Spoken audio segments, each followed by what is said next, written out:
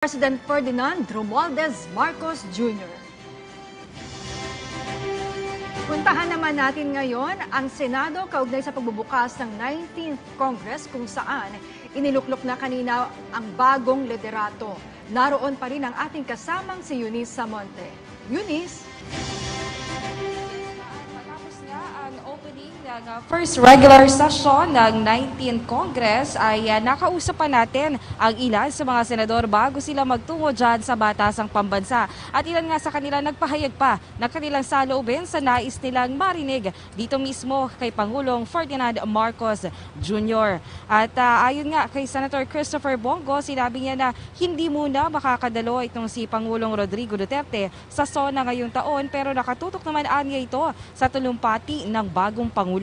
Ayon kay Go, bilang private citizen ay hangad pa rin ng dating Pangulong Duterte na may pagpatuloy ang laban sa droga at kriminalidad. Narito ang pahayag ni Senator Christopher Bongo. Then interesado rin po siya sa mga nagawa niya. Sana po may pagpapatuloy. Especially itong peace and order. Sir, pero yung peace and order na concern siya na hindi bumalik yung mga kriminalidad sa kalye, yung illegal na droga, and of course, yung kampanya na laban sa korupsyon sa gobyerno. Kanina nga nagkaroon na rin ng hatian sa majority at minority kung saan binubuo ang Senado ng supermajority at mayroon lamang 2 miyembro ng minority at yan nga sina Senator Coco Pimentel at Senator Risa Hontiveros habang independent naman ang 2 magkapatid na Cayetano. Nanindigan si Senator Alan Peter Cayetano na magiging bahagi siya ng independent bloc ng Senado kasama ang kapatid na si Senator Pia Cayetano. Bagamat may alok na maging bahagi sila ng minority at ang majority, tumanggi silang sumali upang magsilbian nila silang tulay sa Senado. Ayon sa Senador, handa ang magkapatid na Cayetano na purihin ang magagandang polisiya at punahin naman ang mga polisiyang kailangan pang pagbutihin sa ilalim ng 19th Congress. Panukala ng ating Pangulo o programa ng ating Pangulo, we can freely support. Kapag kamali, we can also freely criticize. No? I don't doubt na magiging independent ang Senate, pero kita niyo naman matagal na natapos ang eleksyon. Pero yung iringan, yung bangayan, yung basagan ba, hindi nawawala. Ikinalulugod naman ni Senator Joel Villanueva ang kanyang pagiging Senate Majority Leader kasabay ng pagpapasalamat sa kanyang mga kasamahan sa Senado. Bagamat nakuha niya ang karamihan sa mga boto ng Senado, may isang senador na tumangging bumoto at ito nga ay ang bagong senador na si Senator Robin Hood Padilla. Pero hindi anya malinaw kay Villanueva ang dahilan sa likod ng desisyon ni Padilla bagamat sinabi ni Padilla sa hiwalay na text message na aayusin muna nila ang issue nila kay Villanueva. Nagpa-interview nga rin kanina ang kapatid ng Pangulo na si Senator Amy Marcos at ayon sa kanya, nais niyang magalit na ang kanyang kapatid para matauhan ang mga korap sa Department of Agriculture at Bureau of Customs. Mula sa puso nga umano ang speech ng Pangulo dahil siya mismo ang sumulat nito. Samantala kanina si Senator Grace po naman nais na marinig ang plano ng Pangulo sa mataas na presyo ng mga bilihin at produktong petrolyo. Presyo ng gasolina. Ano kayang pwedeng gawin ng ating gobyerno ngayon para maibsan naman ang paghihirap ng ating mga kababayan? Ang isa pa ay masaya ako na ang Pangulo mismo ang mamamahala ng Department of Agriculture. Matagal ng problema yan, matagal ng tinik yan. Masyadong garapan ng korupsyon dyan. Gusto natin malaman, paano ba mapipigilan ng smuggling? Ano bang mga maibibigay na tulong sa mga magsasaka para bumaba ang presyo ng bilihin at maging malagong ang ating mga pagsasaka dito at pangingisda. Yan, paano poprotektahan ang ating mga mangingisda. Paano patataasin ang sweldo ng ating mga kababayan, di ba? Pinasa na natin ang Public Service Act kung saan hinihikayat natin ang mga gustong mamuhunan sa ating bansa. So, ano na ang balita tungkol dyan at ano pang pwede natin gawin? Samantala, habang papunta na ang mga senador sa Kamara, ang ilan sa kanila ay mag-change outfit pa muna. Pero ang ilan naman, the same pa rin ang suot na simpleng barong at Filipiniana sa pinakaunang sona ng Pangulo. Nagmamadali na nga yung ilang mga senador dahil medyo lumalakas na rin ang ulan dito sa Senado. Bukas magkakaroon ng botohan para naman sa chairmanship ng Komite ng Senado. At yan na muna ang pinakahuling balita mula pa rin dito sa Senado. Back to studio. Maraming salamat sa iyo, Eunice Samonte. Kaugnay naman po sa mga programa ng DSWD na asahang ipag-uutos ng Pangulo ang puspusang paghahanda ng ahensya at pag-preposition ng mga relief packs bago pa man po tumama ang mga kalamidad. Kaugnay nito, inaasahang ipag-uutos ng Pangulo ang dagdag na preparations, centers, warehouses at timbakal o storage ng relief goods. Ihahayag din ng Pangulo ang kanyang plano para sa pagpapalawak ng Assistance to Individuals in Crisis Situation o ang ICS. Ang usapin naman sa 4Ps, inaasahang magsasalita ang Pangulo kung ang direktiba sa DSWD para matiyak na tamang mga benepisyaryo ang makatatanggap nito. Magsasalita rin ang Pangulo kung ano ang kanyang plano para masuportahan ng mga bata at solo parents na nahiwalay po sa kanilang asawa dahil sa karahasan. Kaugnay naman sa mga plano ng Pangulo sa aspetong kalusugan, inaasahang titiyakin ng Pangulo ang abot-kayang gamot. Kaya mas pagtitibayin pa rin ang mga programa pa sa generic drugs, pagtatatag at dagdag ng specialty hospitals, health centers, rural health units at clinics. Pagpapatayo rin ng Center for Disease Control and Prevention at Vaccine Institute. COVID-19 vaccine booster rollout at pantay-pantay na pagtrato sa pharmaceutical companies para maging mura ang mga gamot. Inaasahan din po tatalakayin ni Pangulong Marcos ang education agenda na tututok po sa performance sa mga mag-aaral at sa international ranking sa STEM subject or STEM, ibig sabihin Science, Technology, Engineering, and Mathematics. Inasahan din na magsasalita ang Pangulo sa kahalagahan ng internet connectivity sa edukasyon at kahalagahan ng English proficiency ng mga mag-aaral lalo't ang lengguwahe sa internet ay karamihan po ay English. At magsasalita rin ng Pangulo kaugnay sa paghahanda para sa muling pagbubukas ng face-to-face classes. Inaasahang i-mention ng Pangulo kaugnay dyan yung kasalukuyang pag-aaral na ginagawa ng pamahalaan. Ito yung review, no, Zarina, sa K-12 system. Para naman sa mga guro, retraining at refresher course ang plano ng gobyerno para sa kanila para lalo pang mapagbuti yung kanilang pagtuturo. Isa ang Pilipinas sa mga bansa sa Asia na malakas ang ekonomiya sa huling kalahating taon ng 2019. Subalit pagsapit ng 2020, isa ang Pilipinas sa pinakamatinding na apektuhan ng COVID-19 pandemic at iba pang kalamidad.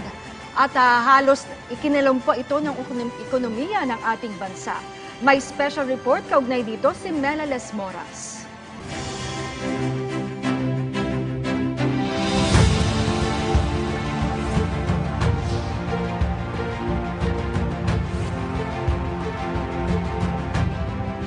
Sa kanyang pag-upo bilang ika-17 Pangulo ng Pilipinas, isa sa mga pangunahing pagsubok na sumalubong kay Pangulong Ferdinand Marcos Jr. ay ang mataas na presyo ng produktong petrolyo.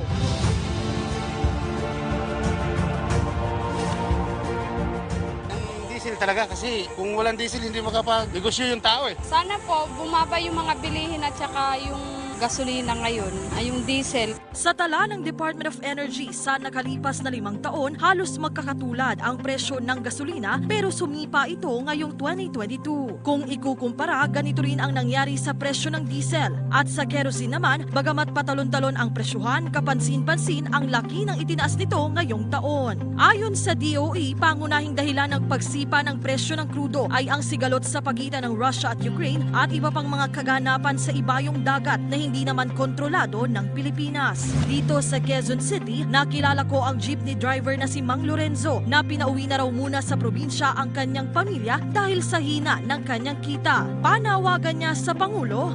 Pangulong Marcos, BBM, diesel na ng pag-asa namin na pwedeng ibaba. Kasi pag ganitong mahal pa rin, konti lang talaga kikitain namin. Ayon kay Pangulong Marcos, may mga hakbang nang ginagawa ang gobyerno para matugunan ang mataas na presyo ng mga produktong petrolyo at maibsan kahit papaano ang epekto nito. Maglalatag din ng pangmatagalang solusyon ang administrasyon. We are going to try not only to continue the fuel subsidies for the transport sector, but to expand it to include the tricycles, which up to now have not been included. Libreng sakay continues. As is, that continues. Sabi ni Finance Secretary Benjamin Jokno, isang komprehensibong economic framework ang binuo ng administrasyon para mapalago ang ekonomiya ng bansa, matugunan ang kahirapan, mabawasan ang pambansang utang at mapataas pa ang kinikita ng mga Pilipino. This framework, as I said, will set the tone or will be our game plan for the next 6 years. We expect the economy to grow by 6.5 to 7.5 this year. In fact, this is going to be the highest, the consensus is this will be the highest growth rate among all ASEAN +3 countries this year and next year. Sa pagbubukas ng 19th Congress, kapwa ring tiniyak ng dalawang kapulungan ng Kongreso ang suporta sa administrasyon. Ayon kay Albay 2nd District Representative Joey Salceda na isa ring ekonomista, inaasahang iikot sa paglaban sa kahirapan, pagpapatibay ng food security at pagpaparami ng mga trabaho at oportunidad ang legislative agenda ng Kamara na nakalinya rin sa mga hangarin ng Administrasyong Marcos. Kailangan lang sabihin niya kung ano ang kinakailangan niya. Sa tingin ko, maidi-deliver namin yun na hindi niya kailangan i-veto. Dahil po first kasi naman po ang Speaker ng House ng ating pong Pangulo. So sigurado po at saka yung anak niya mismo po ay isang miyembro, isang leader po ng Kongreso. So sigurado po ako na there will be closer relationship between the House and the Executive, and in fact the older sister is also a key leader of the Senate, so you would essentially have closer relationship but very constructive. Sabi naman ni Senator Christopher Bongo, inaasahang maglalatag din ng mga panukalang batas ukol sa trabaho, kalusugan at kalamidad ang Senado. Katulad noong nagdaang administrasyon, makakaasaan niya si Pangulong Marcos ng mainit na suporta mula sa mga mambabatas. Bilang chair ng Senate Committee on Health, ipagpapatuloy ko ang pagpapalakas sa ating healthcare system. Alam ko naman po na iisa tayo ng hangarin. Yan din naman ang hangarin ng Marcos administration, kaya inaasahan ko na magiging madali ang pakikipag-ugnayan sa kanila. Batid ni Pangulong Marcos na marami-rami pang hamong kaharapin ang bansa, pero sa tulong na rin ng pagkakaisa, naniniwala siyang mas magandang bukas ang nakaabang para sa Pilipinas. We will achieve the country all Filipinos deserve. God bless the Philippines. God bless our work.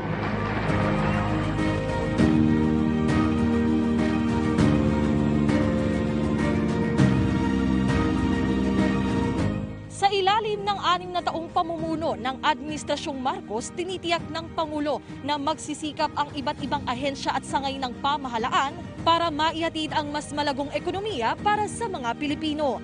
Kasama ang IBC News at Radyo Pilipinas, Melales Moras, PTV News, Bangon, Pilipinas. Kaugnay po sa ating pagbangon para mas maunawaan natin ang mga kinakaharap na isyu pang ekonomiya at iba pang isyu na may kinalaman po sa pananalapi. Makakasama po natin live via Zoom si former Department of Finance Secretary Roberto De Ocampo. Magandang hapon po, former Secretary De Ocampo. Magandang hapon sa iyo, Karina, at nandito po ako sa ibang bansa, dito sa Amerika, pero maraming salamat na naimbitan niyo po ako. Magandang hapon po, former Secretary Roberto De Ocampo. Makapagal po ito. Magandang hapon sa iyo.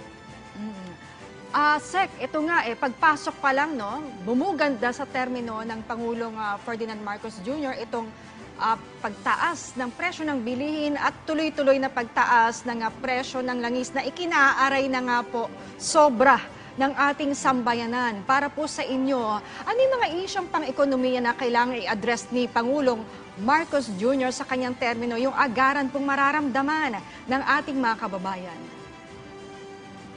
Alam po ninyo, madaming hiling ang ating ekonomiya at iba't ibang sektor. Habang nakikinig po ako sa inyong programa, naririnig ko yung ibang pangangailangan ng ating mga magsasaka, ng mga estudyante, etc. Ang tanong, paano natin pupunduhan yung kadami-daming hinihiling ng iba't ibang sektor ng ating ekonomiya? Ito po ay isa sa pinakamahirap na hamon na hinaharap ng administrasyon sapagkat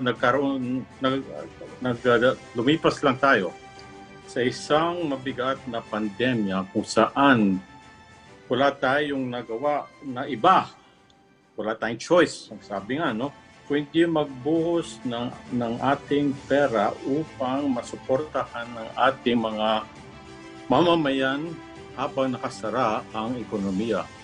At dahil sa ganoon, bumawa po ang tinatawag nilang finances ng ating pamahalaan habang tumaas naman ang gastusin at ito po ay tinatawag na gap.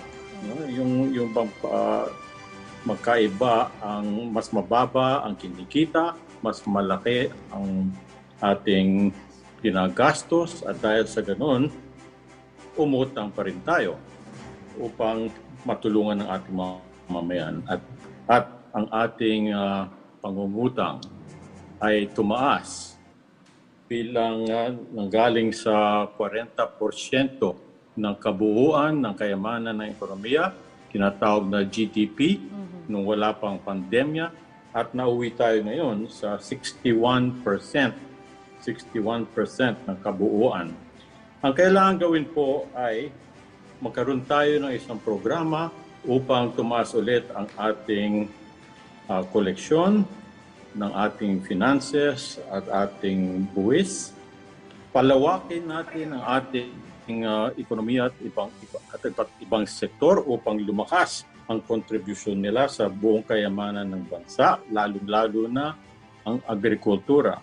Ngayon, sa pangkat po ng pagkukolekta ng buwis, kailangan sabihin kagad ng ating Pangulo na hindi niya papayagan yung pagkukurakot sa katulad ng BIR at customs. Wala pong korupsyon, kailangan efficient.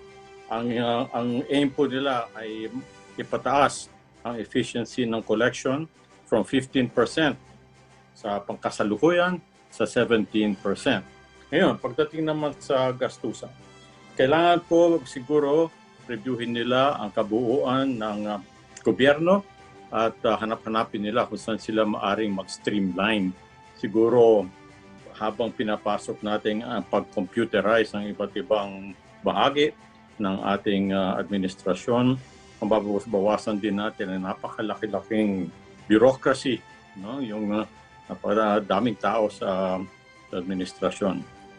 Habang nag-uusapan tayo ng unity, alam po ninyo dahil sa Mandanas Law, mas madaming pondo na pupunta sa mga local government units. Dapat po magamit ito ng local government units para sa mga proyektong makakaangat sa ekonomiya ng mga local areas.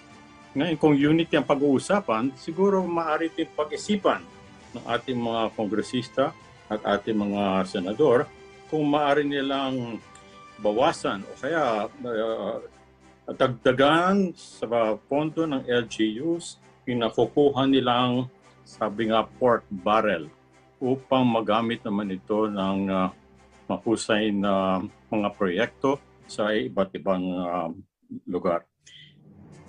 Sa pagtaas po ng presyo ng bilihin, sa pangkasalukuyan, sa palagay ko, wala tayong ibang magagawa kung hindi mag-import muna ng pangunahing bilihin katulad ng bigas, manok, pork, karne, upang dumami ang quantity ng ating supply.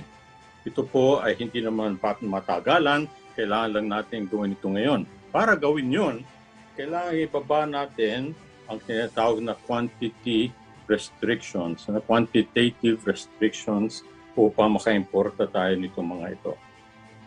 Ngayon, sa matagalan, siyempre kailangan ayusin natin ang ating agriculture sector. Ang una nating dapat gawin dyan ay pagsama-sama po natin yung ating mga maliliit na farms, kasi kung isang hektarya lang, ang isang farm, hindi ka magkakaroon ng mataas na production. Maski sa ibang bansa, pinagsama-sama nila yung mga maliliit at yung pa rin ang mga may-ari, mga farmer pa rin. Ngunit pag malalaki ang lupain, mas makakakuha ka ng mechanized agriculture, magkakaroon ka ng mas malawak na produksyon sa ating agrikultura. So sa palagay ko po, kailangan mag-coordinate ang Department of Agriculture and Agrarian Reform at habang ang Pangulo mismo ay nakatutok sa Department of Agriculture, sa palagay ko, dapat tignan niya kung paano natin maipagsasama itong maliliit na ating mga farms. Okay. Sa langis, sa crudo, sa palagay ko, ipagpatuloy natin ang tulong na binibigay natin, katulad ng sinabi ng Pangulo, sa mga transport sector natin, mga drivers, mga tricycles, etc. Yung pondo niya ay manggagaling sa taxation sa crudo na ngayon ibibigay na tulong. Bukod pa ron, isang suggestion ko po ay ginagawa na ng ibang bansa katulad ng India at France na nag-i-import ng langis halos direkta na galing sa mas mababang presyo ng langis ng Russia at ipapang bansa na nagbibigay ng discount. Alam ko po na ang Pranses mismo ay nag-i-import na rin ng discounted fuel price na nanggagaling sa United Arab Emirates, ngunit ang pinanggagalingan naman ng langis na ito ay Russia rin. Dapat po pag-isipan natin ito. Hindi bagong gawain ito sapagkat nung mga 1970s nagkaroon din tayo ng energy crisis at walang iba kundi ang dating First Lady Imelda Marcos ay pumunta diretso sa Middle East upang makakuha sana ng direct importation upang bumaba ang presyo ng crudo dito. Alam po ninyo, madami pa tayong mapag-uusapan dito pero baka mayroon pa kayong ibang katanungan. Napakarami pong puntos na inyong ni-raise. Though ang question dyan, ito po ba ay magagawa agad ng ating Pangulong Marcos sa loob ng 100 days o kaya sabihin na natin sa loob ng kanyang 6 na taon na pamumuno bilang Pangulo ng Bansa? Secretary. Yung iba maaring gawin agad, katulad ng pag-anunsyo niya nang hindi siya papayag ng korupsyon o kurakot sa BIR at Customs at gagawa siya ng ilang hakbang upang ma-reforma natin ang ating Agrarian Reform upang mapagkumpul-kumpul natin ang maliliit na mga farms para magkaroon ng production. May dalawang bill na nakatutok dyan. May House Bill number 9955 yata yun, na in-introduce ni Congressman Salceda bilang isang hakbang sa pagtaas ng productivity ng agriculture, sa pagsama-sama ng maliliit na mga farm. At ito'y pinarisan din sa Senado sa Senate Bill 2472 ni Senator Lapid. So, habang ang mayorya ng Senado at Kongreso ay nasa kakampi na partido ng Pangulo, dapat siguro tutukan na ito at tulakin ng madalian. Yung importasyon ng crudo na sinabi ko ay kailangan may konting negosyasyon dyan na pag-isipan, ngunit hindi maaring wala tayong isiping alternatibo upang tayo ay makababa ng presyo ng crudo. Ang alternative, kung sinabi ko po, ay ginagawa na ng ibang bansa. So sa palagay ko po, may mga magagawa siyang hakbang katulad ng ng pagbigay ng lalong mahalagang efficiency pagkolekta ng ibang buwis na na-introduce sa panahon ni President Duterte, katulad ng train law, katulad ng sin taxes na nagbibigay na ng karagdagang pondo sa pamahalaan. At sa ganoon po ay makakaroon siya ng magandang start sa kanyang administrasyon. Kung meron pa akong idadagdag dito, hindi po kakayanin ng administrasyon lamang ang paglutas ng kahirapan at hamon sa ating ekonomiya. Napakahalaga po na magkaroon tayo ng public-private partnership at hingin natin ang pagka-unity ng gobyerno at ang pribadong sektor.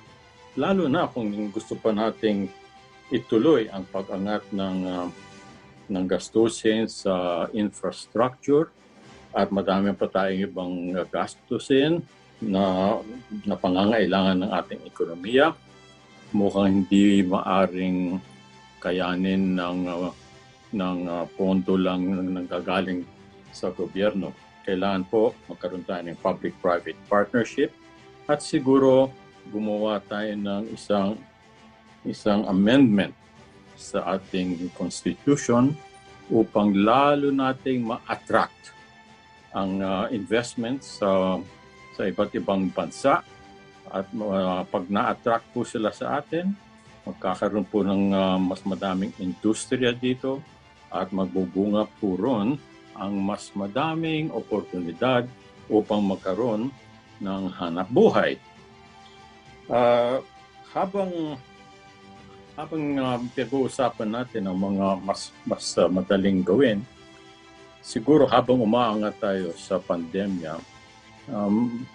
mahalaga po na mas madali nating buksan ang ating mga paaralan sa ating mga estudyante, sapagkat kapag nabuksan natin yan, of course, kailangan nating tutukan din ang mga importanteng safety measures. Pag pumasok ulit ang mga estudyante, siyempre mga magulang bibili ng notebook, bibili ng lapis, bibili ng baon, at dahil sa ganoon, ito ay nakakaroon ng epekto sa iba't ibang business at iba't ibang bilihin at ito po ay magkakaroon ng magandang epekto sa buong ekonomiya. May mungkahi po ang ilan sa business sector, particular nga po itong Philippine Business for Social Progress at Philippine Business for Education at Makati Business Club. Ang sinasabi nila ay tutukan daw sa first 100 days ni Pangulong Ferdinand Marcos Jr. ang nutrisyon at edukasyon. Alam naman natin na matagal ng problema ito dahil ang sinasabi nila ay vicious cycle na daw. Meron daw tayong tinatawag pa ring learning crisis sa bansa dahil sinasabi nila vicious cycle dahil sa poverty ay hindi nakapag-aral. Kapag kumakalam nga naman ng sikmura ay hindi na makapasok sa mga eskwelahan. At yan, anong domino effect niyan? Hindi makahanap ng magandang trabaho at dadagdag na naman sa unemployment rate ng ating bansa. Ano po nga take nyo dito, Sec? Tama po yun, pero yan po ay medyo mas matagalan. Wala kang magagawa, wala kang mabibigay niyan nutrition sa mga estudyante kung wala kang estudyante. At wala kang estudyante sapagkat nakasarado pa ang mas maraming paaralan. Kaya pag iniisip natin ay ang first 100 days, sa palagay ko, maaring pag-usapan na ng Pangulo at Vice Presidente na siya mismo ay Secretary of Education kung paano natin bubuksan muli ang ating paaralan. Nakaka-epekto po ito sa pag-iisip ng ating kabataan kapag nasa computer lang palagi sila. Alam mo, pati yung aking mga apo, namamasdan ko, yung mga lalo na maliliit, hindi mo mabigyan ng attention ng guro sa computer lang. At pag lalo pa nating hinabaan ito, hindi lang nutrition ang magkakaroon ng problema, kundi yung development ng kanilang isipan. Kaya wala po akong disagreement sa sinabi ng mga kaibigan ko sa Philippine Business for Social Progress at Makati Business Club. Ngunit pag ang tinatanong mo sa akin kung ano bang hakbang na kailangan gawin upang masimulan ang ating patungo doon sa sinasabi nilang magandang sitwasyon sa ating edukasyon at ekonomiya, ang sagot ko sa inyo ay huwag na niyong i-delay ang inyong desisyon upang mabuksan ang ating mga paaralan. Babalikan po namin kayo, makasama pa namin, huwag kayong bibitaw ha, Sec, umantabay lamang po kayo. Makasama po natin mamaya pa si former Finance Secretary Roberto De Ocampo. Kahit na masama ang panahon, ang mga taga-suporta ni Pangulong Ferdinand Marcos Jr. abay hindi nagpatinag para dumalo sa street concert sa Batasan Road. Alamin natin ang sitwasyon doon, ihahatid ni Luisa Erispe. Luisa? Umulan man o umaraw, hindi patitinag ang mga taga-suporta ni Pangulong Bongbong Marcos. Katunayan dito sa Batasan Road, kung makikita mo sa aking likuran, ay tuloy-tuloy pa rin yung pagdating ng mga taga-suporta dito. At kanina nga, nung bahagyang lumakas yung ulan, kanya-kanya na lang nadala ng kapote, payong at iba pang panangga sa ulan yung mga taga-suporta. Anila, hindi sila aalis dito dahil dito na rin sila manonood ng talumpati ng Pangulo mula sa malaking screen doon nga sa isa sa gawang concert. Maan sa tansya ng nag-organisa ng street concert na ito, 10,000 ang darating na supporters. Pero parang malaki ang tsansa na maaabot ito dahil sa control point pa lang o papasok ng Batasan Road, mahaba pa rin ang pila sa ngayon ng mga taga-suportang gustong makapasok. Bukas naman sa lahat ang concert, basta walang dalang backpack o hindi kaya ay may mga matutulis na gamit dahil kinukumpis kayan ng mga pulis. Samantala kahit pro-admin ang mga nagpupunta dito sa Batasan Road, ang mga pulis hindi pa rin nakakampante. Hanggang sa ngayon, marami pa rin ang mga nag-iikot dito na pulis at marami ring mga naka-standby na mga K9 units na siyang umiikot sa lugar. Mahigpit pa rin yung control point hanggang sa ngayon kahit marami yung mga taong mga pumapasok. Tinitignan pa rin nila isa-isa yung mga bag dahil bawal nga yung backpack. Hindi pa papasukan kapag may backpack at kapag may matulis na bagay ay talagang agad nilang kukumpiskahin. Samantala sa loob naman ng Batasan Road kung saan isinasagawa itong street concert sa ngayon ay gumagana na o pinaiimplementa na itong signal jammer. Sa ngayon ay wala ng signal ang Globe Telecom dito at mahina na rin ang signal ng Smart. At yan muna ang latest mula rito sa Batasan Road. Balik muna sa iyo, Maan. Maraming salamat sa iyo, Luisa Erispe. Samantala magtungo naman tayo sa Davao kung saan bumuhos din po ang suporta para kay Pangulong Ferdinand Romualdez Marcos Jr. sa nagdaang eleksyon. May report si Jay Lagang.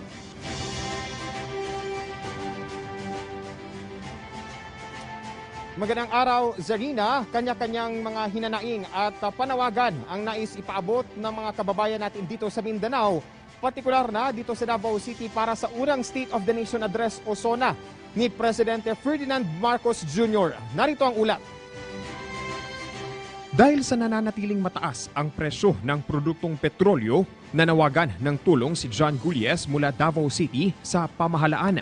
Ito ang isa sa inaasahan ni John na tatalakayin ni Presidente Ferdinand Marcos Jr. sa kanyang unang State of the Nation Address o SONA ngayong araw. Lalo pat hanggang ngayon ay hindi pa kabilang ang mga tricycle driver gaya ni John sa mga benepisyaryo ng Pantawid Pasada Programa. Kaya isa po namin sa mga driver na apektuhan. Kaya wala namin madala sa among pamilya kahit tungkol sa kataas sa gasolina. Umaasa naman ang miyembro ng Bagobo Tribe na si Alfredo Nogan na mabibigyang pansin sa unang SONA ni Presidente Marcos Jr. ang matagal ng problema ng mga indigenous people sa Mindanao na nawawalan umano ng karapatan sa lupa na kanilang pagmamay-ari. Mr. President Marcos, akong panawagan, hatagan na mo, pagtagad ang yuta sa lumad. Kami, sumusunod, wala na may kapuyan, kay hurot na magbaligya. Nais ding marinig ng 60 taong gulang na si Rogelio Rojero ang mga ilalatag ni Pangulong Marcos Jr. na mga programa para sa mga katulad nilang senior citizen. Ang matagaan ng mga senior, mga 60 edad senior, matagaan ng mga ayuda-ayuda. Tapos nako mga maintenance high blood, ayan suna, maayo, ayan suna. Ang Dabawenyo at BBM supporter naman na si Willie Balingit, excited hindi lang sa magiging laman ng unang sona ni Pangulong Marcos Jr., pero ng bagong administrasyon na patatakbuhin ng anak ni dating Pangulong Ferdinand Marcos Sr. Bisag di niya mapareha siyang amahan, at least mapare-pareha lang yapon din. Abda man ako itong Marcos sa una. Kada kong okay ato, barato pa kayo sa unang palaliton karon, pertinag yung paita. Zarina, hindi gaya noong pre-pandemic ay wala munang public viewing na magaganap dito sa Davao City, partikular na dito sa Rizal Park na siyang pinagdadausan noong mga nakaraang taon ng public viewing para sa sona ng Pangulo. Dahil na rin ito sa nagpapatuloy nga na banta ng COVID-19. Umaasa rin ang mga kababayan natin dito, Zarina, na yung mga simpleng salita lang ang gagamitin ni Pangulong Marcos Jr. sa kanyang first sona ngayong hapon upang mas mabilis din itong maintindihan ng mga ordinaryong mamamayan. At yan muna ang latest mula dito sa Davao City kasama ang IBC News at Radyo Pilipinas. Ako, si Jay Lagang, PTV News, Bangon Pilipinas. Maraming salamat, Jay Lagang. Samantala, pambansang pulisya, ininspeksyon din ang konsyertong idinaraos ngayon na mga taga-suporta ni Pangulong Ferdinand Marcos Jr. sa Batasan Road. Ayon sa PNP, kinalulugod nilang kapwa sumunod ang mga anti- at pro-government na grupo sa kanilang itinakdang panuntunan para nga naman maiwasan ang posibleng tensyon. Ang detalye niyan, ihahatid ni Patrick De Jesus live.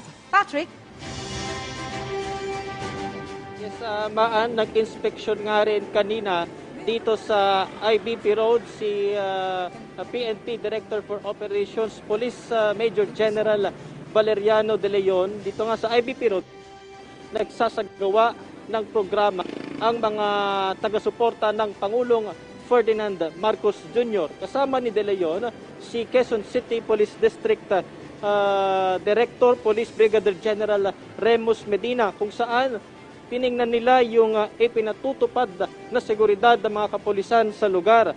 Nagsimula na nga kanina ang street concert ng mga pro-PBBM o ng mga taga-suporta ng Pangulong Marcos dito sa IBP Road. At inaasahang tatagal ito hanggang alas 6 ng gabi base sa permit na ibinigay ng Quezon City LGU. Ikinatawa naman ni De Leon na sumunod ang mga anti- at pro-government groups sa napagkasunduan at hindi na nga sila nagpang-abot dahil magkahiwalay yung kanilang venue, kung saan yung mga progresibong grupo ay sa Commonwealth Avenue nagsagawa ng protesta kanina. Muli rin ang mga iginiit ni De Leon na isolated case o isolated incident lamang yung naging pamaril kahapon sa isang universidad dito rin sa Quezon City. Dahil nga yung dahilan ng suspect doon sa pamaril na yon ay personal na motibo. Gayunman ay naging dahilan nga ito para mas magligpit pa yung kanilang seguridad at nakatulong naman dito yung mga naging una na nilang paghahanda. At yan muna ang pinahuling ulat mula dito sa IBP Road. Balik sa iyo, Maan. Maraming salamat sa iyo, Patrick De Jesus. Alam mo, Zarina, at anong oras na ngayon? 3:05. Philippine Standard Time yan. Oo, isang oras na lang yung ating inaabangang kauna-unahang State of the Nation address ni Pangulong Ferdinand Marcos Jr. At siya mismo, hinimok niya yung ating sambayanan na makinig daw nung kanyang State of the Nation address. Talagang siya mismo nagsabi na pakinggan o tunghayan yung kanyang State of the Nation address ngayong araw. At sabi nga po ni Executive Secretary Vic Rodriguez, ang Pangulo po mismo ang nagsulat nito nga po kanyang SONA at may makailang practice din siya.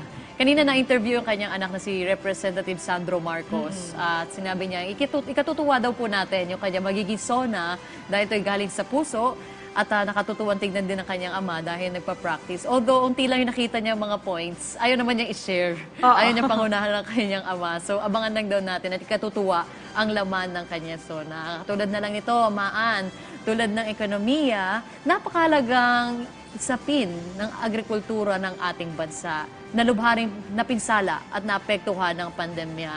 Ano nga ba ang lagay ng ating agrikultura at ang mga suliraning kinaharap ni Pangulong Marcos Jr. na siya ring kalihim ng Department of Agriculture? May report si Lizelle Pardilla.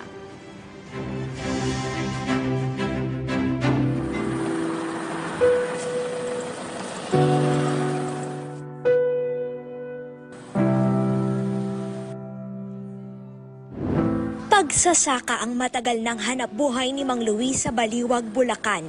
Pero sa laki ng gastos ngayon sa pagtatanim ng palay, pangamba niya, imbes na kumita, lalo pang mabaon sa hirap ang kanyang pamilya.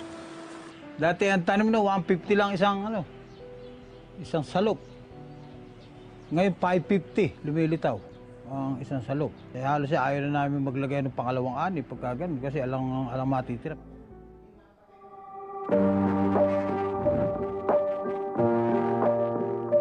Ayon sa Samahang Industriya ng Agrikultura, bugbog na sa napakamahal na farm input ang mga magsasaka. Sa pag-aaral ng Sinag, lumobo sa 65,000 piso ang puhunan sa isang ektaryang sakahan. Kaya kung aani ng 1,700 kaban na ibibenta lamang sa 15 piso kada kilo. Papatak lamang sa 20,000 piso ang kikitain ni Mang Luis sa loob ng 4 na buwan.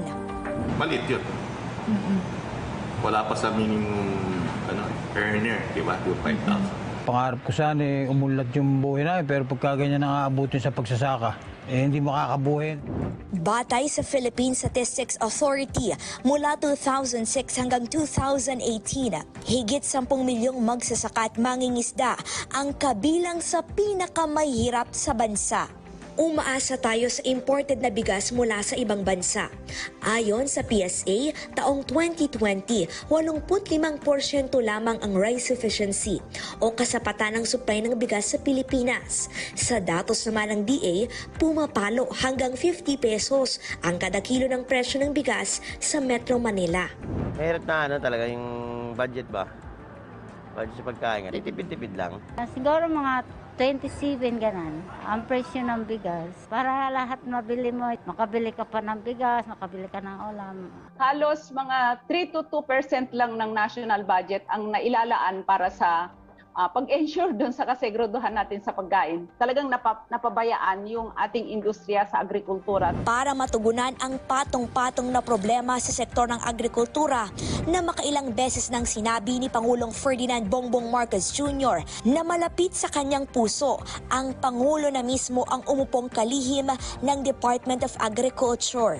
I think that the problem is severe enough that I have decided to take on the portfolio of Secretary of Agriculture, at least for now. Malugod itong tinanggap ng mga nasa sektor ng agrikultura. Anila, nabuhayan sila ng loob at nakaramdam ng pag-asa. The decision for PBBM is a very strategic decision which tells everyone that yes, agriculture is the priority of my administration. Ang pagkain, hindi lang yan isang commodity or trading. Aanin mo yung ibang mga kalusugan, etc. Walang pagkain. Mamamatay ang bansa, societies will, splinter. Noong kampanya, nangako ang nooy kandidatong Bongbong Marcos na gagawing prioridad ang seguridad sa pagkain, kasama na ang pagpapababa sa presyo. Mithiin niya anyang mapababa ang presyo ng bigas hanggang 20 pesos kada kilo. Hindi man ito agarang makakamit, ayon sa Pangulo, pagsisikapan ito ng kanyang administrasyon. Bilang kalihim, ipinag-utos agad ni PBBM na paghandaan ang namumurong krisis sa pagkain. We have to increase our production and we've talked a little bit about the ways that we can do it. We can increase our production of rice and corn at least. We have to think very hard about making sure that people have the same have sufficient food, number one, at the price that they can afford. Because again, it's useless to have food if they cannot afford it anyway. Ipinabubuhay ng Pangulo ang Masagana 150 at Masagana 200 na layong bigyan ng tulong pinansyal ang mga magsasaka at pataasin ang produksyon ng bigas. Nais din ni PBBM na kumita ng maayos ang mga rice farmer at ilapit ang murang bigas at pagkain sa mga mamimili sa pamamagitan ng Kadiwa Store. Kasabay nito ang pag-aaral sa epekto ng kontrobersyal na Rice Liberalization Law o walang limitasyong pag-angkat ng bigas kapalit ng pagpataw ng taripa na ginagamit sa Rice Competitiveness Enhancement Fund. Attainable yan. Kailangan talaga niyang pondohan yung at least 50% doon sa cost of production. Mahalaga na mabigyan sila actual ng fuel subsidy. Pag naibaba ng 8 pesos yung cost of production, kaya niyang abutin yung 20 pesos per kilo clay. Kayang-kaya. Sa halos 50 taong pagsasaka ni Mang Luis, ngayon lang anya siya nakaramdam ng kalinga. May 6 na taong deadline ang Pangulo para tuparin ang kanyang mga plano at dahil mabigat ang mga suliraning nangangailangan ng agaran at pangmatagalang tugon, kakailanganin ng administrasyon ng kooperasyon para maisakatuparan ang mga ito. Kasama ang IBC News at Radyo Pilipinas, Kalay Zalpardilia, PTV News, Bangon, Pilipinas. Mahalaga ang papel na ginagampanan ng ating mga magsasaka para masiguro ang seguridad sa pagkain. May special report ang PTV Cordillera tungkol sa kalagayan ng ating mga vegetable farmer.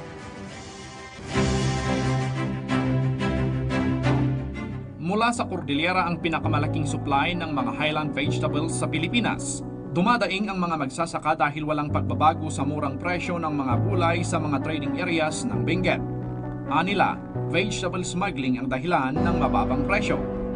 Pangunahing kahilingan ng mga magsasaka kay President Marcos ay matigil na ang smuggling para mabenta lahat ang mga gulay sa mataas na presyo at wala nang masayang.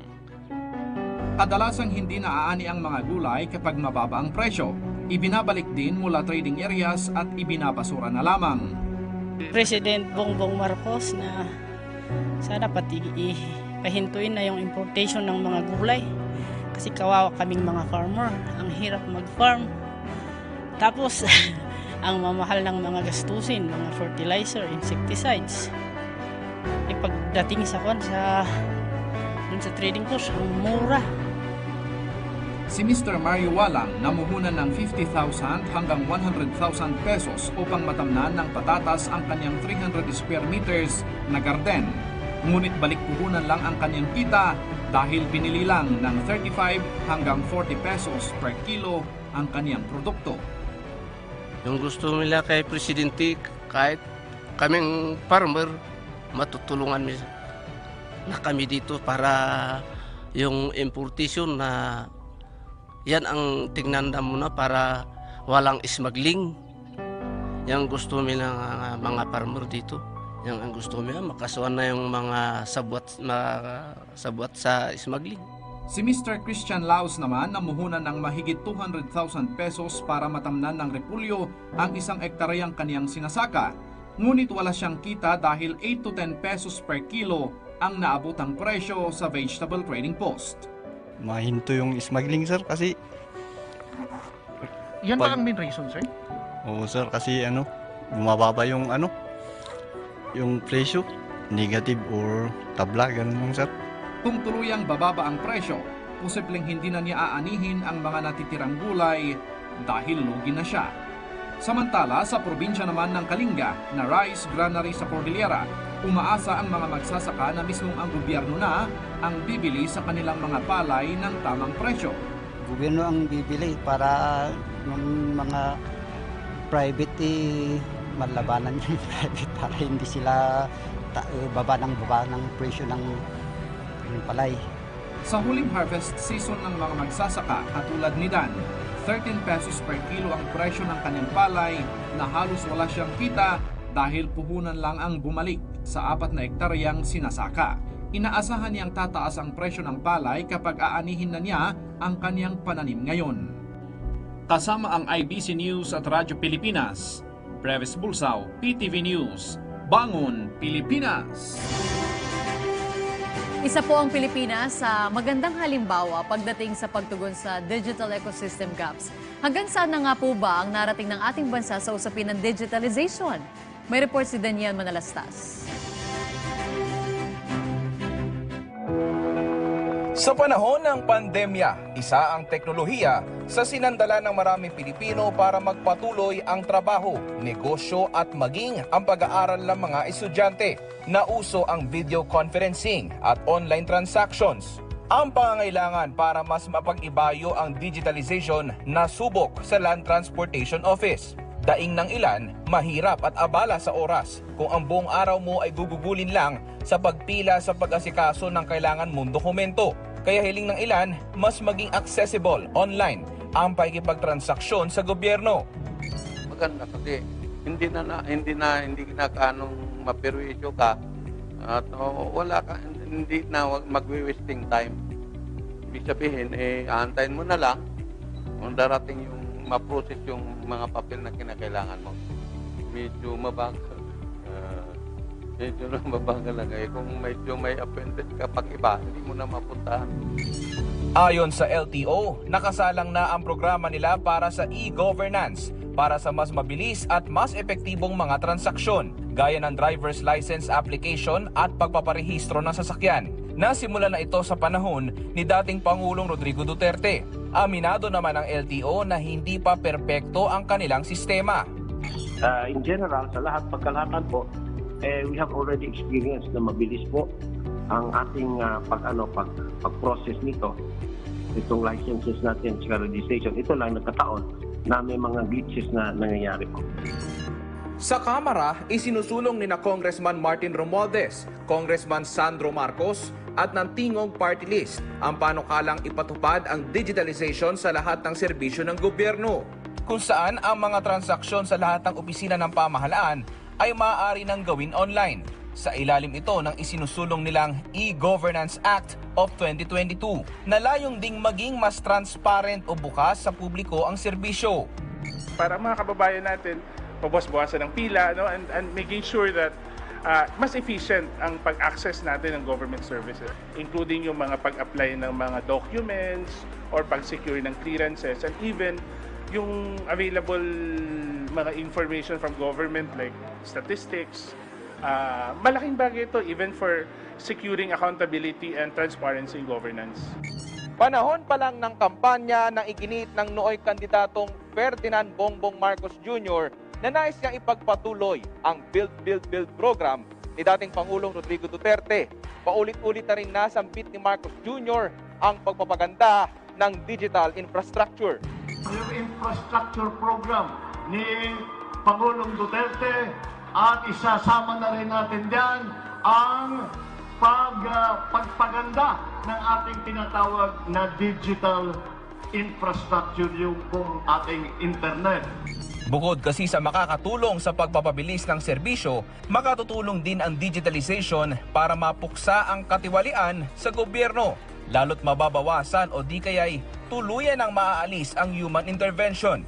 Isa rin ito sa prioridad ng Department of Finance para sa mas maayos na koleksyon ng buwis.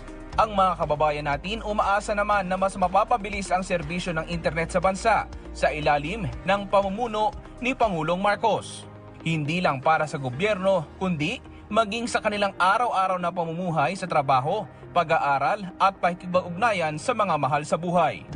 Kailangan mas mapabilis. Kahit sa lugar, sobrang laki ng pangangailangan natin sa internet kasi lahat doon natin chine-check lahat doon tayo naka-connect. Sana maayos po at masolusyonan po agad. Pero kung hindi naman tayo nagmamadali, okay naman po yung ano natin dito sa Pilipinas.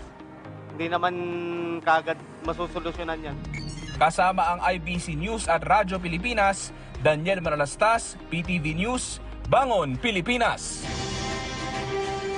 Sa larangan naman po ng edukasyon, abay tayo na lang yatang hindi pa nakakabalik sa face-to-face classes at dahil ito'y patuloy ang nagkakaroon ng learning gaps. Paano nga ba paigtingin ng edukasyon sa kasalukuyang sitwasyon kung saan bahagyang tumataas na naman ang bilang ng COVID-19 cases? May special report si Mark Petalco.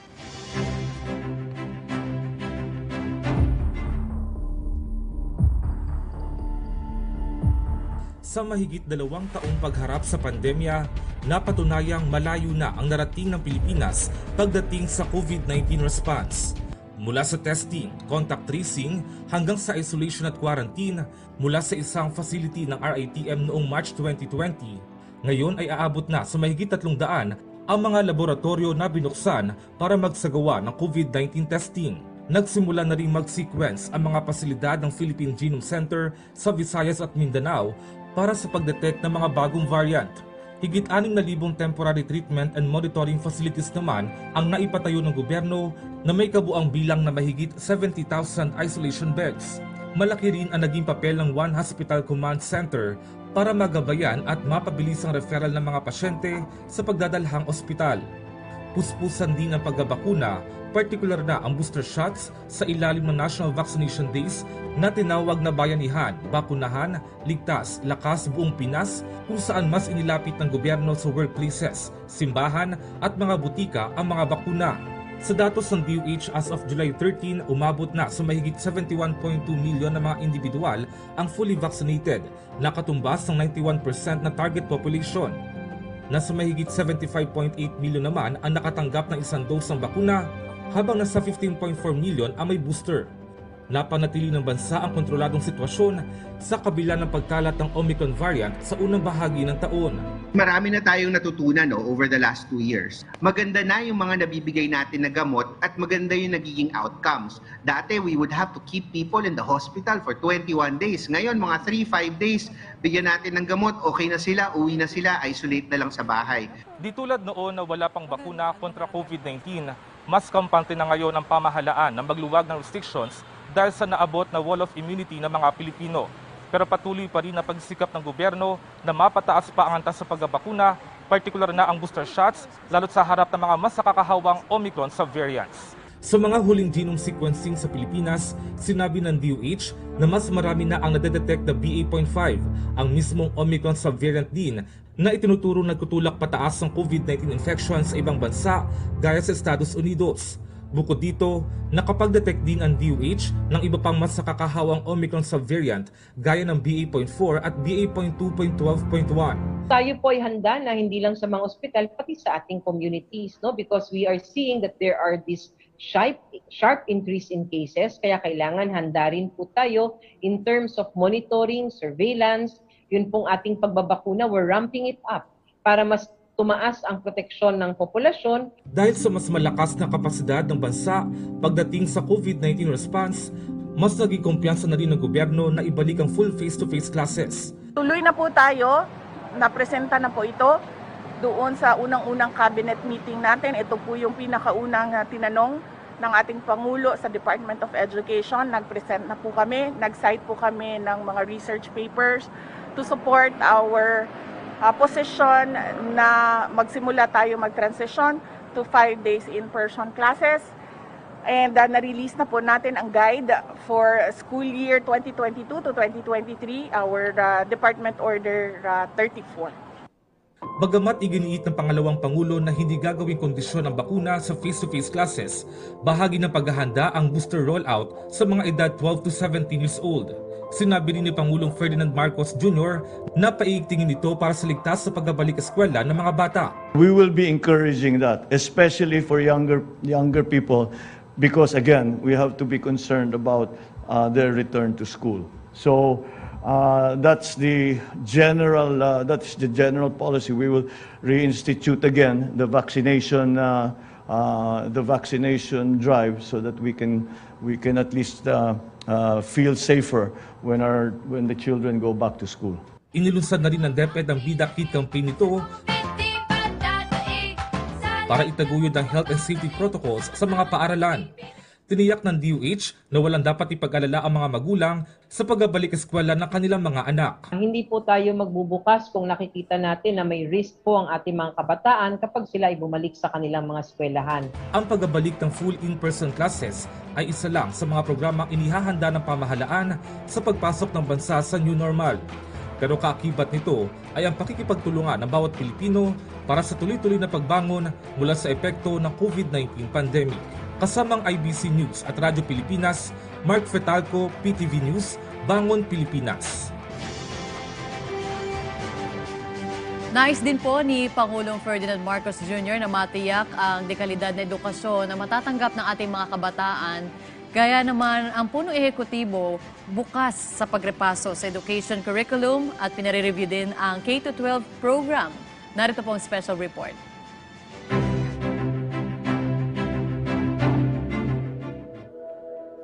Isa sa unang tinututukan ng administrasyon ni Pangulong Ferdinand Marcos Jr. ay ang pagre-revisa sa pagpapatupad ng K-12 program, kabilang ang pagrepaso sa curriculum sa edukasyon sa bansa. Ito kasi ang nakikita ng Pangulo na solusyon sa job mismatch o hindi pagkakatugma ng kakayahan ng manggagawa sa kanyang trabaho o posisyon. Nais ng Pangulo na pag-aralan ang kasalukuyang curriculum upang matiyak na sapat itong magbibigay ng mga kasanayan sa mga mag-aaral na akma sa pangangailangan ng labor market. May mga pinapagawa na rin po ang ating Pangulo in terms of the review of curriculum for us to be able to at least alleviate yung issue and concern, the challenge of mismatch. Nagpahayag din ang Pangulo ng suporta sa mga panukalang tumutugon sa job mismatch. Bukod sa reforma sa kasalukuyang curriculum, pabor din siya sa pagre-revisa sa mga kurso ng TESDA, pati na rin ang diploma courses. Ang planong ito ng Pangulo ay suportado rin ng ilang mambabatas. Anilaw, napapanahon ng mapag-aralang mabuti ng kasalukuyang administrasyon ang programang K-12. Hindi rin anila solusyon na ibalik ang 10 taong education schooling dahil hindi naman ito papasa sa global standards. Sa ilalim ng kasalukuyang K-12 curriculum, gugugol ng 6 na taon sa elementarya ang isang estudyante, 4 na taon sa junior high school at 2 taon sa senior high school, na nadagdagan ng 2 taon kumpara sa dating curriculum na 4 na taon lamang sa high school. Handa namang makipagdialogo at magsagawa ng konsultasyon si Vice President at Education Secretary Sara Duterte sa grupo ng mga guro at magulang upang pag-usapan ang sistema ng edukasyon at aumento sa sahod ng mga guro. Nangako naman si Trade Secretary Alfredo Pascual na makikipagtulungan ang Department of Trade and Industry sa Department of Education, Commission on Higher Education at TESDA para lutasin ang mga problemang dulot ng job mismatch. Kapag kasi angkop sa kakayahan ang trabaho ng isang manggagawa, mas magiging produktibo siya at mas gaganda sa pangkalahatan ang ekonomiya. Kasama ang PTV News at Radyo Pilipinas, Divina De La Torre, IBC News, Bangon Pilipinas. Lubos ding naapektuhan ng pandemya ang turismo ng ating bansa. Kaugnay ito, maraming nagsara mga negosyo at nawalan ng mga trabaho. Papaano nga ba muling sisigla ang turismo sa ilalim ng administrasyon ni Pangulong Ferdinand Marcos Jr.? Narito ang special report ni Naomi Tiburcio.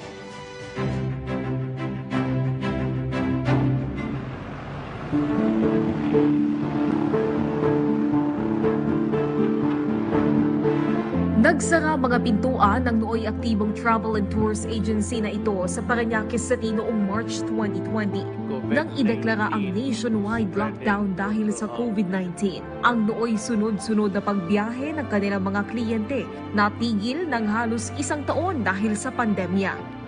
Isa sa mga tinamaan talaga, hardly hit by this lockdown, is the tourism industry. Kasi yung panahon na yon, high season yon para sa amin, o kumbaga tinatawag na peak season.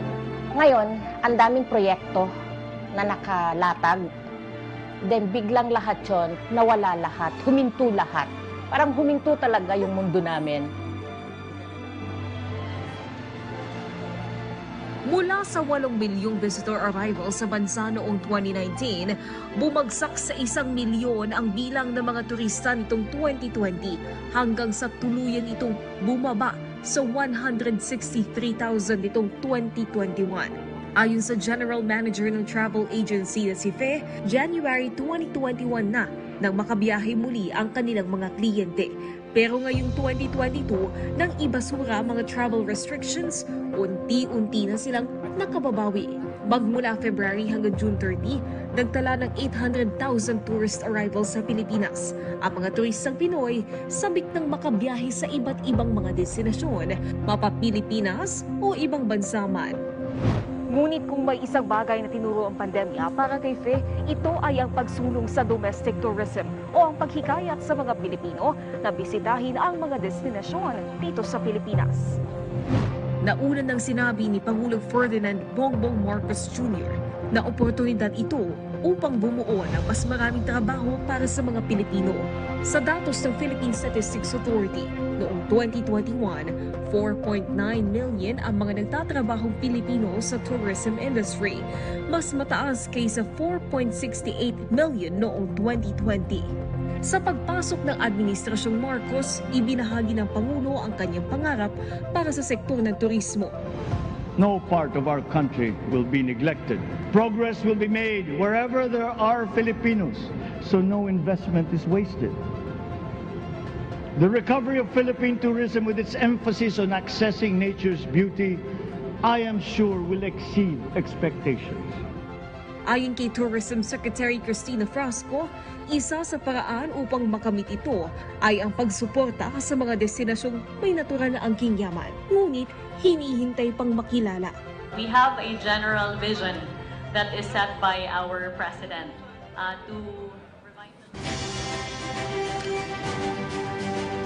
Okay, 3:33 Philippine Standard Time at ang inyo po nakikita sa screen ay ang pagbaba nito nga pong helicopter na kung saan lunan nga po si Pangulong Ferdinand Marcos Jr. So mga ilang minuto na lamang ang iniintay natin bago po itong State of the Nation Address ng ating Pangulo. Oo, at sa Sona protocol nga ay sasalubungin siya dyan ng Cordon Honor Guards. At ng House Secretary General. Oo, ng dalawang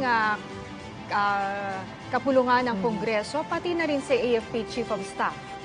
Although dyan po ay magre-relieve na ang ating AFP Chief of Staff upang magpakita or nagsisimbolo na iahabilin na niya ang ating Pangulo para sa pagsisimula na nga po ng panibagong Kongreso.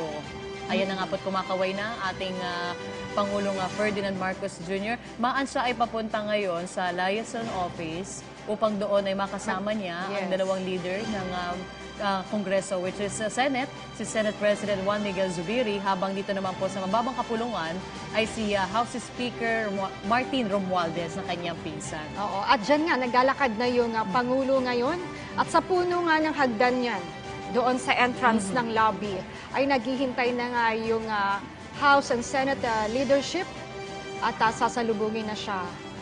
Parang tutungo na siya doon sa PLLO. At naroon pa rin sa batasan ng ating kasamang si Angelique at Aljo.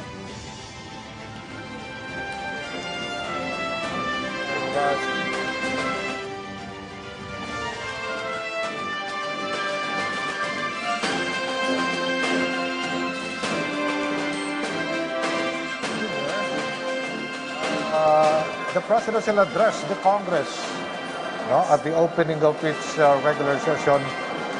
Kinakailangan mag-ulat ng Pangulo sa Kongreso sa pagbubukas ng regular na sesyon dito. Ito po ay nakasaad sa Artikulo 6, Section 15 sa Congress, kapulungan ng mga kinatawan at Senado na magtipon isang beses kada taon sa ika-4 na Lunes ng Hulyo para sa regular na sesyon ito. Maharap po ang Pangulo ng Pilipinas, ang Pangulong Ferdinand Marcos Jr.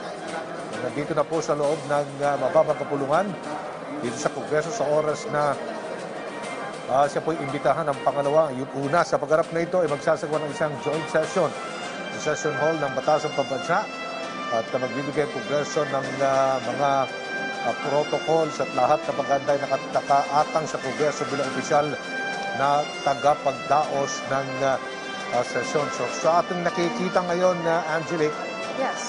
nasa loob na ng mababang kapulungan ang Pangulong Ferdinand Marcos Jr. Sinusunod lang yung protocol at ang proseso ng kanyang kauna-unahan ito, na Sona State of the Nation Address bilang 17th President of the Republic of the Philippines. Sa pagbaba niya ng helicopter, in-escort siya ng Chief of Staff, nagkaroon ng honor guard, tapos tinurn over ang Pangulo sa Sergeant at Arms at sinalubong ng mga kinatawan at mga pinuno po ng Senado at ng mababang kapulungan. Ito po ay sumisimbolo rin sa paghihiwalay ng legislatura sa executive. So ngayon, dito po sa PLLO, ito po yung tinatawag sa Presidential Legislative Liaison Office, nagsisilbing opisina po ito ng puno ekutibo sa Batasang Pambansa. Okay, so ibibigay lang natin, recap lang tayo sa prosesong traditional na itong isinasagawa tuwing Sona. Na isasagawa pareho po ng kapulungan ng mga kinatawan at ng Senado, ng Congress at ng Senate, ng kanilang sesyon sa kanilang mga pulungan. At ihahalal din nila ang kanilang opisyal. Kaninang umaga, in fact, nagkaroon ng botohan.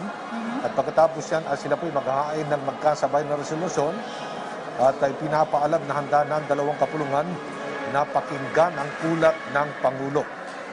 Sususpindihin yung sesyon ng parehong kapulungan. Pagsapit ng hapon, sasalubungin na nga ang Pangulo sa Batasang Pambansa. Tulad ng napanood natin kanina, siya po ay sumakay ng helicopter Chief of Staff ng Armed Forces of the Philippines at ng Sergeant at Arms. So kakaiba ito dahil although nasa pandemya pa rin po tayo, pero punong-puno ang plenary hall.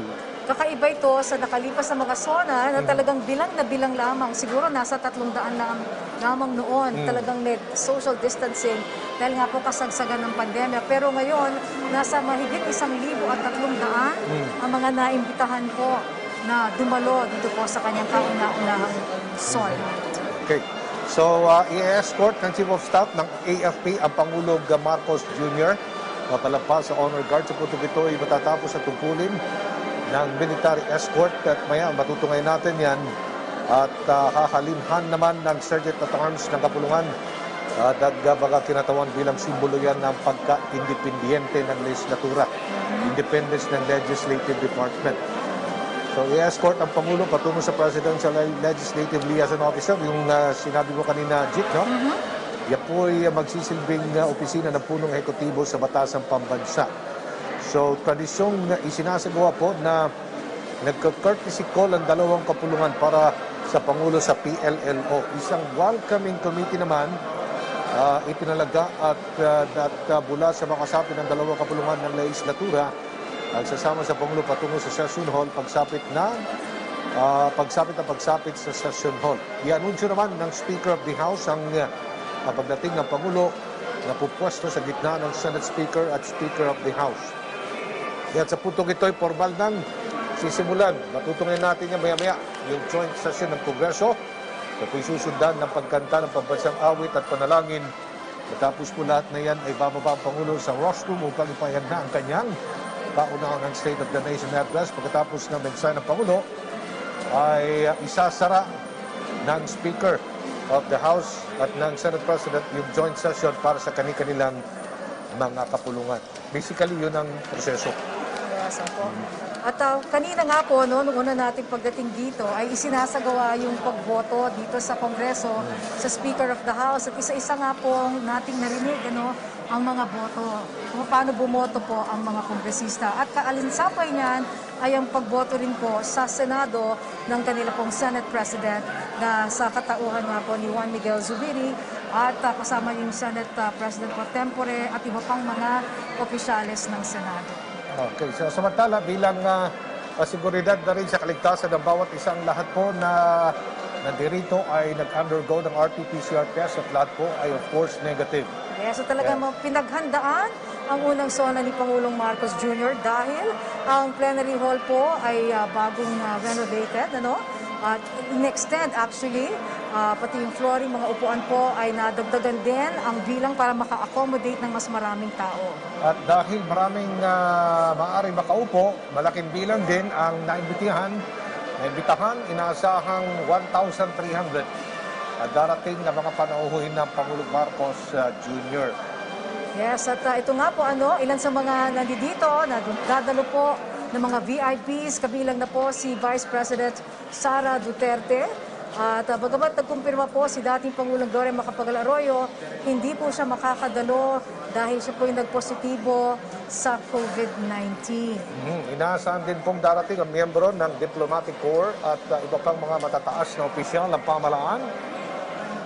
At nag-imbita rin po ng mga dating Pangulo at pangalawang Pangulo, kabilang na po si former President Rodrigo Roa Duterte. Pero si Pangulong Duterte yata ay hindi makakarating sa araw na ito. Samantala, katulad po ng inauguration day ni Pangulo Marcos Jr., magiging simple lang. Ang kanyang unang Sona at ito po ay tradisyonal dahil ito po ang nais ng ating Pangulo. Yes, at ngayon po si Director Paul Soriano ang siyang magdidirect ng unang Sona nga po ni Pangulong Marcos Jr. at ang grupo na mga taga-Ilocos na Samweng ang kakanta ng national anthem sa Sona ni Pangulong Marcos. At samantala, inaanyayahan naman ni Pangulong Marcos ang taong bayan na makinig sa kanyang unang Sona dahil dito niya ilalatag ang kanyang mga plano sa mga susunod na taon at ang kasalukuyang estado ng Pilipinas. Okay, sige. At nakita niyo naman ang mga bisita sa loob ng plenary hall. Merong iba dyan ay nagtanggal na ng kanilang mga face masks. Hindi katulad dati ng Sona ng Pangulong Duterte, talaga napaka-stricto. Dahil, lahat naman tayo dito siguro ay negative. Sa loob ng session hall, dito sa House of Representatives, sa lahat ng mga staff ng PDP4, especially ay nakapagpa-booster shot na. Yes, at ito dagdag ko Meron na na tayong rin. bakuna. Dagdag ko na rin, kanina pagkatapos po nung sesyon, di ba, nagbukas ang sesyon nila ng Kongreso, sila po ay lumabas muna sa session hall at nagkaroon po ng pagkakataon na ma-disinfect. So meron pong paglilinis na ginawa sa loob mismo ng session hall bago po muling pinapasok ang mga kongresista kasama po ang mga iba pang panauhin para dumalo po dito sa Sona. So ganun pa rin ka-stricto pagdating sa pag-alaga sa kalusugan ng mga taong narito para sa ganun ay hindi po maging spreader ito pong event na ito. Okay, so napakahigpit po ng seguridad sa loob at labas ng House of Representatives dahil nasa loob na po HOR o House of Representatives ang Pangulong Marcos Jr. Konting trivia lang tayo, ang tagal ng buhay ng bawat kongreso ay mga kababayan nag-uumpisa at nagwawakas sa eleksyon na mga kasapi ng kapulungan ng mga kinatawan na nakatakdang maglingkod sa loob ng 3 taon. At hinahati ang buhay ng Kongreso sa 3 regular na sesyon kung saan katumbas ang isang sesyon ng 1 taon sa kalendaryo. Kung kaya, minamarkahan ng Sona ang pagsisimula ng bawat regular na sesyon ng Kongreso. Yes, at ang bilang po ng mga Kongreso, yung pagpupulong po ng mga mabatas, halimbawa, ang ika-15 Kongreso ay batay po sa dami ng mga Kongresong naisagawa mula noong independensya ng Pilipinas noong July 4, 1946. Dahil po dito, ang huling kongreso ng Commonwealth ng Pilipinas na inihalal noong April 23, 1946 ay ang naging kauna-unahang kongreso ng Republika ng Pilipinas mula nang tayo po'y makalaya.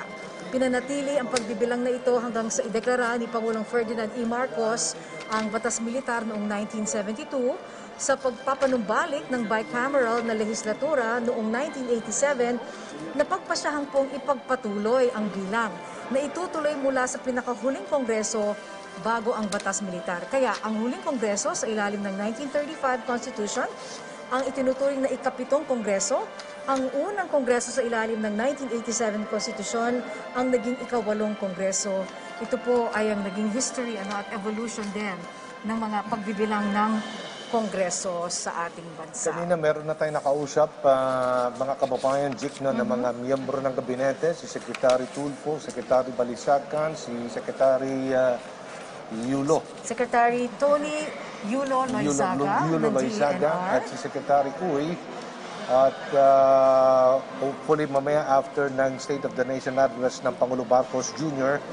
ay meron pa tayong makakapanayam na mga miyembro ng kanyang gabinete, mga alter ego. Okay, so konting trivia lang tayo habang inaantay natin ang State of the Nation address ng Pangulong Marcos Jr. Meron po tayong, ito yung estimate lang, 1,365 guests. Okay? Yes, more or less. Ang mga nandito na, tulad ng nabanggit natin kanina, si Vice President Sara Duterte, mga dating Pangulo, mga dating Pangalawang Pangulo, mga dating speakers, mga dating Senate Presidents, miyembro ng Marcos Cabinet at Diplomatic Corps. So, nandito si Secretary of Budget and Management Amena Pangandaman, Secretary of Energy. Okay, ito na. Papasok na po sila ang First Family. Pupunta na po sila sa loob ng plenary. So nakikita naman natin, ito po'y live sa loob ng Batasang Pambansa, ang unang pamilya. No? At bilang tradisyon ay talagang sinusunod, Jik, no? Ang pinakamahigpit na protocol dahil tandaan natin, nasa pandemya pa rin ang bansa. Pero unti-unti na tayong bumabangon, ha? Unti-unti na tayong bumabangon dahil tayo po ay nakapagbakuna na at matindi ang kampanya ngayon ng pamalaan. At yan ay itutuloy ng Pangulong Marcos Jr. Ito, sa mismo sa harapan natin, no? Escort mismo ang unang Hello, ginang. Hello po, ma'am. Ng kanyang pong dalawang anak na lalaki. Tatlo ang kanilang anak na lalaki. Ni President Bongbong o President Ferdinand Marcos Jr. at ni First Lady Lisa Araneta Marcos. Meron po tayong 15,000 na policemen na nakadeploy dito po sa paligid ng Batasang Pambansa.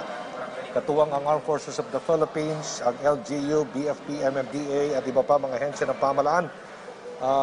Maigpit, no? Maigpit. Andiyan na po ang Pangulong Marcos Jr. No? Para po maganda para sa kanyang State of the Nation address. Kung nyo mapapansin, dito sa video na pinapakita natin ngayon, talagang nagkaroon ng expansion dun po sa pinaka lower floor ng plenary mismo. And this is part of the renovation na kanina pong isinagawa para na rin po maihanda ang ating pong Kongreso. Hindi lamang po para dito sa kauna-unahang Sona, pero sa pagpapatuloy po ng mga sesyon na hindi na masyadong kagaya ng dati na talagang via Zoom or virtual lamang, pero mas face-to-face na po ang gagawin ng mga mambabatas natin. Okay. Makasaysayan ang unang kauna-unahang State of the Nation address ng Pangulong Ferdinand Marcos Jr. Dahil siya po ay ang ika-17 Pangulo ng Republika ng Pilipinas. At alam naman natin na hindi landslide eh. Tsunami nga, sabi nila, no? Dahil bilang majority president at ganoon din si Vice President Sara Duterte, no? Nung nakaraang halalan. Yes. At base na rin sa mga survey, at ganoon na rin po sa mga nai-interview sa mga man on the street. Kung talagang gusto nilang marinig sa Pangulo ngayong hapon, ay kung paano haharapin ng kanyang pamahalaan yung mga talagang pangunahing problema ng ordinaryong Pilipino. Tulad po ng mga umaakyat na presyo ng mga bilihin. Andyan po yung food security, no? Pagbili ng gulay, ng manok, pwede nilang ihain sa hapagkainan. Ito po yung mga kumbaga malapit sa sikmura ng mga tao. Yan po ang gusto din po nilang marinig sa hapon ito. Ang State of the Nation address, Sona again, ay inihahayag ng Pangulo ng Republika ng Pilipinas. Ngayon, ang 17th President ng Republika ng Pilipinas, Ferdinand Romualdez Marcos Jr. Traditionally, taon-taon po yan. At dito po, iniuulat ng punong ehekutibo ang sitwasyon ng Pilipinas, no? Sitwasyon ng bansa. at ipinaalam ang agenda ng pamahalaan para po sa mga susunod na buwan, sa mga susunod na taon, at maaari din magbungkahi sa mga kongresista, Actually, sa mga legislatura, yes. no? Sa legislatura ng ilang mga batas. Yes, actually, Aljo, if I may add, Yeah. ito yung pagkakataon din na pwedeng ilahad ng Pangulo ang mga naisin niya na mga batas na pwedeng maging kasabay, na tutulong sa kanya para makamit yung kanyang mga plano para sa ating bansa. Kasi hindi naman pwedeng executive lamang ang kikilos, kailangan din niya ng suporta ng legislatura. Kaya ito mga pagpupulong na ito, pagharap po niya sa Kongreso, sa Senado, ay isang paraan para mai-spell out po niya kung ano yung kanyang agenda sa susunod na taon. Yan po yung isang obligasyong konstitusyonal. Ito pong Sona. Kung yung power of the purse ay nasa Congress, sa kanya man yung implementation. So, kinakailangan ng pondo, halimbawa, sa Kongreso para sa lahat ng mga plano at nais na ipatupad para sa ikaunlad ng bayan ang sa Executive Department. Kanina so, ko inyong makikiusap ang Pangulo ngayon sa taong bayan because yung Congress actually represents the people also. Yun. And if you remember, binanggit din kanina ni Secretary Erwin Tulfo na yung sa funding para sa mga projects sa DSWD ay mahalaga rin. Okay, samantala, panoorin muna natin ang inihandang BTR ngayon dito po sa Sona ng Pangulong Ferdinand Marcos Jr. At sakripisyo ng bawat isa. This is a historic moment for us all. You, the people, have spoken, and it is resounding. Sa pangarap na maging mapayapa ang ating bansa, ang pangarap nyo ay pangarap ko. Have hope. The sun also rises like it did today and as it will tomorrow.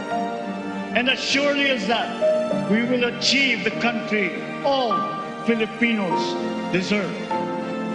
A country that, in almost every sense, is you. Now imagine what you and government can achieve together. Our future we decide today. Yesterday cannot make that decision anymore, nor can tomorrow delay it. The sooner we start, the surer and quicker the prospect of achieving our future. Never forget, we are Filipinos. One nation, one republic, indivisible. At pinakinggan ko ang tinig ninyo na ang sinisigaw ay pagkakaisa, pagkakaisa, pagkakaisa.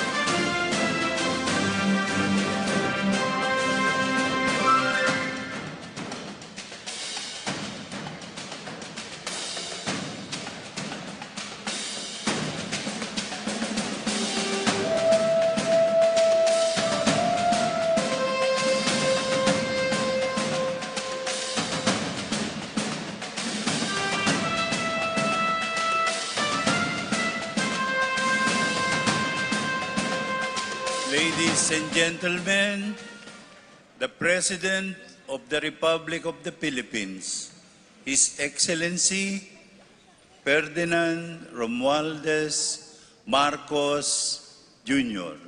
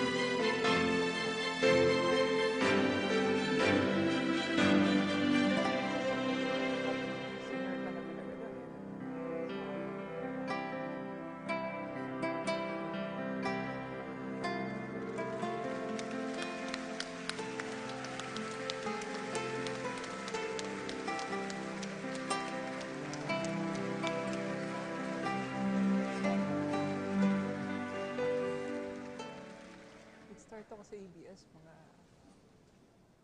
analysts, mga ano eh. Actually, parang mga 2 years na rin.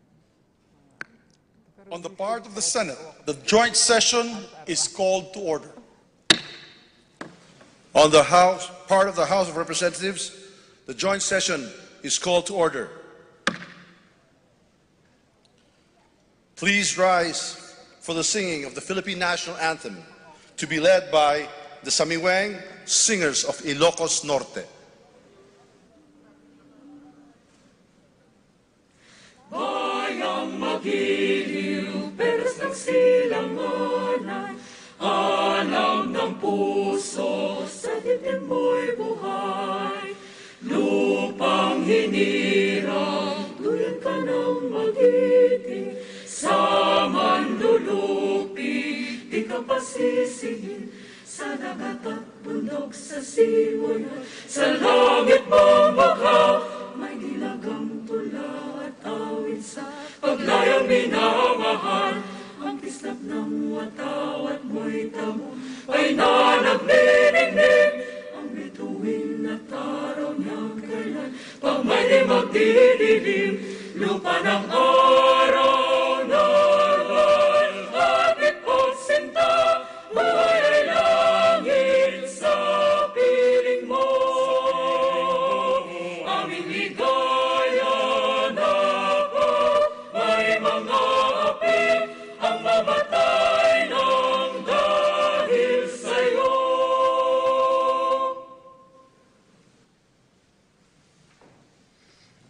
Please remain standing for the nation's prayer. Aming manlilikha, tagapagbigay buhay at liwanag ng sangkatauhan. Salamat po sa iyong pagtangkilig at paggabay sa bansang Pilipinas. Salamat po sa kalayaang magtipon tulad ngayon ayon sa talaga ng aming saligang batas. Salamat po na kami dahil sa kabayanihan, pagsisikap at sakripisyo ng aming mga ninuno at mga bayani ay nabuo upang maging isang bansa at isang malayang demokratikong republika. Walhamdulillahi Rabbil Alamin. Pagpalain niyo po ang aming pagtitipon ngayon upang aming dinggin, liwanagan at suriin ang kalagayan ng bayan, ang state of the nation. At upang italaga sa inyong gabay at tangkilik ang mga magiging hakbangin ng pamahalaan sa pangunguna ng aming Pangulo, Ferdinand Romualdez Marcos Jr. Biyayaan niyo po kami, mga mamamayan at mga namumuno, ng patuloy at tumitibay na pagkakaisa, pagtutulungan at pagmamahalan bilang pagsunod sa inyong mabuti at magandang kalooban. Kasihan niyo po ang aming Pangulo at ang pangkat ng kanyang mga tagapangasiwa, ang aming mga mambabatas, ang aming mga hukom, at ang mga tagapagpairal ng katarungan, ng dalisay at ibayong kaliwanagan, karunungan, katwiran, at katapatan sa kanilang banal na tungkulin. Patuloy niyo kaming turuan at atahayin kaming lahat na mga mamamayan at mga pinuno tungo sa dakilang pagkakaisa na magbubunga ng ibayong kapayapaan, kaayusan, kaunlaran, kasaganaan, at kasiyahan ng lipunang Pilipino. Magpatuloy po tayo sa personal na panalangin. Mangyaring ang bawat isa ay tahimik na manawagan sa may kapal.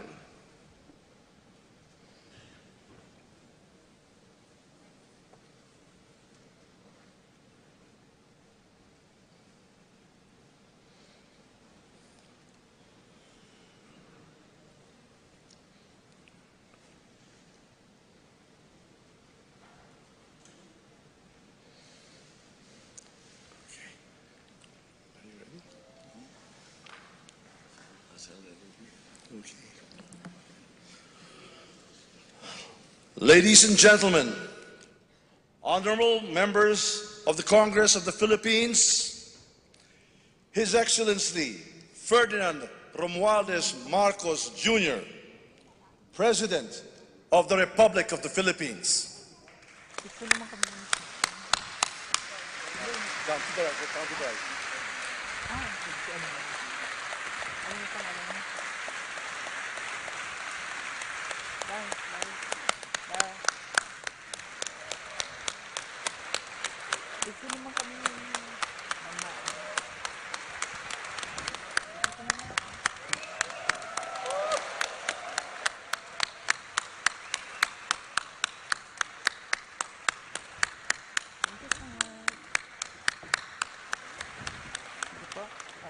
Vice President Sara Zimmerman Duterte, former Presidents Joseph Ejercito Estrada, Gloria Macapagal Arroyo, and Rodrigo Roa Duterte, Senate President Juan Miguel Zubiri, and the honorable members of the Senate, House Speaker Ferdinand Martin Romualdez, and the honorable members of the House of Representatives, Chief Justice Alexander Gesmundo, and the honorable justices of the Supreme Court, the Apostolic Nuncio, Most Reverend Charles John Brown, and the esteemed members of the Diplomatic Corps, the honorable members of the Cabinet, our First Lady, Luis Araneta Marcos, and our children,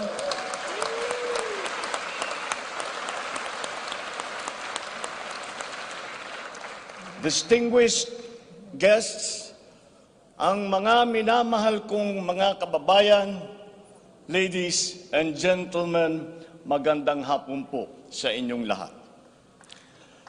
I come before you today to address you as it is my duty as President of the Republic.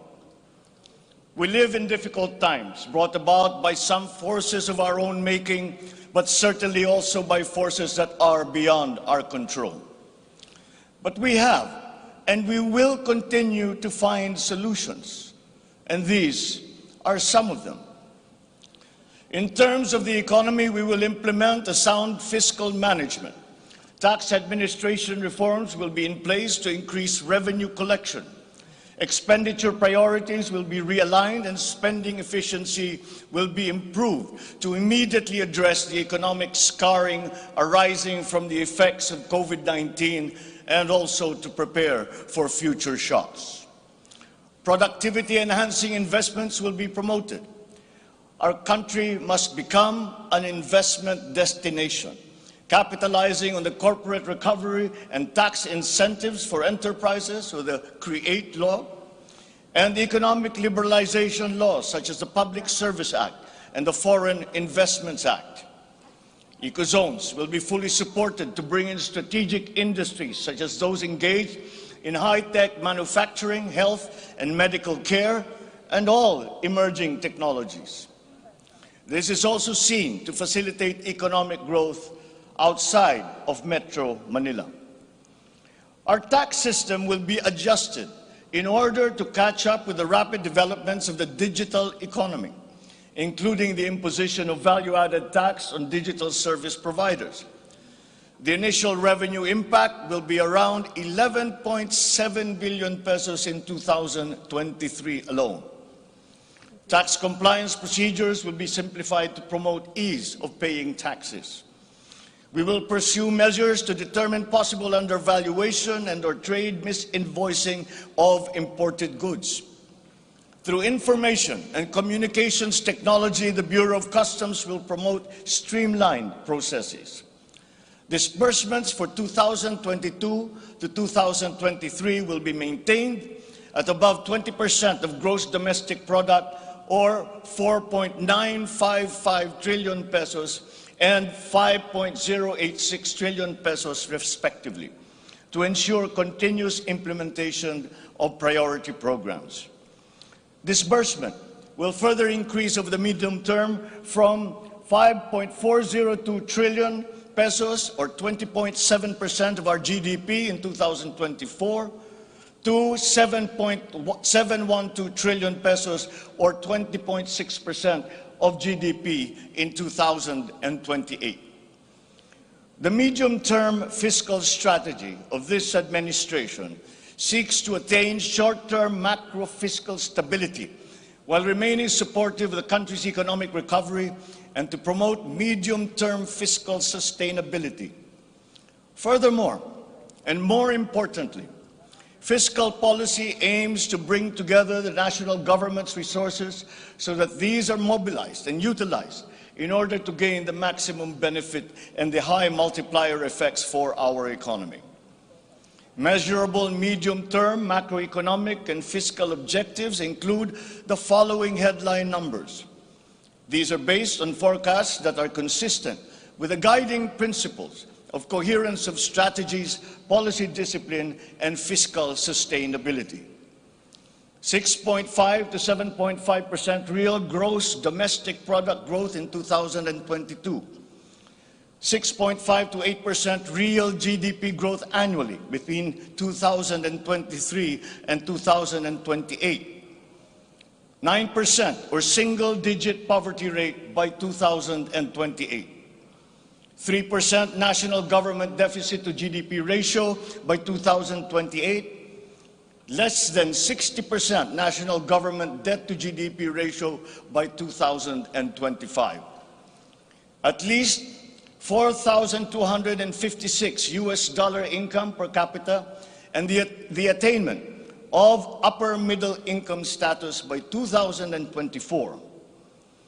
The aforementioned headline goals summarize the objectives of this medium-term fiscal strategy being submitted to Congress for its adoption and concurrence to the concurrent resolution by the Senate and House of Representatives. Once adopted, the MTFF will become an anchor for the annual spending and financing plan of the national government and Congress when preparing the annual budget and undertaking related appropriation activities. It is therefore a forward-looking document that extends beyond the traditional 3-year horizon to reach 6 years, coinciding with the 6-year coverage of the Philippine Development Plan 2023 to 2028. The MTFF also promotes transparency and credible commitment to pursue the indicated socio-macroeconomic goals that optimize the government budget. Medium-term growth targets and the assumptions regarding key macroeconomic variables underpin the medium-term fiscal plan. The recent past and the COVID-19 pandemic has beset the macroeconomic environment with challenges and a series of external shocks. Inflation has accelerated in recent months due largely to significant increases in international prices of oil and other key commodities. Still, the economic growth momentum remains firm, as demonstrated by the strong 2022 first quarter GDP growth at 8.3%.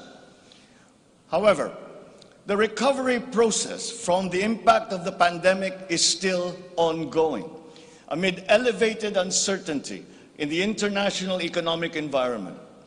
Revisions in the macroeconomic assumptions incorporate these challenges and most recent economic developments, leading to upward adjustments in the following: inflation rate for 2022 to 2023, foreign exchange rate for 2023 to 2025, and goods and services imports growth for 2022. The economy is expected to grow by 6.5 to 7.5% this year as we continue to reopen the economy while considering the recent external developments. In the first quarter alone, GDP saw an increase in household consumption and private investments, along with a robust manufacturing industry, high vaccination rate, improved healthcare capacity, and an upward trend in tourism and employment. This is expected to continue for the rest of the year. The strong economic growth is projected to be sustained and expanded further to 6.5 to 8% from 2023 until 2028. The average inflation for 2022 is projected to range from 4.5 to 5.5%, following the uptick in fuel and food prices as a result of the ongoing Russia-Ukraine conflict and the disrupted supply chains. It is slightly adjusted to 2.5 to 4.5% in 2023 and is seen to return to the target range of 2.0 to 4.0% by 2024 until 2028. Dubai crude oil price is expected to settle at 90 to 110 US dollars per barrel in 2022, 80 to 100 US dollars per barrel in 2023, and 70 to 90 US dollars per barrel from 2024 onwards, as oil supply is expected to catch up and stabilize over the medium term. The Philippine peso is projected to average between 51 to 53 pesos per US dollar in 2022, and 51 to 55 pesos per US dollar from 2023 onwards, due to aggressive monetary policy tightening by the US Federal Reserve, market aversion amid the Russian-Ukraine conflict, and again, increased global oil prices. Lastly, exports of goods are expected to grow by 7% in 2022 and 6% from 2023 to 2028. On the other hand, imports of goods are projected to grow by 18% in 2022, 6% in 2023, and 8% from 2024 to 2028. I have instructed the NEDA to coordinate with other agencies and work on the Philippine Development Plan for 2023 to 28, and to submit to me the complete blueprint and progress of its implementation not later than year-end.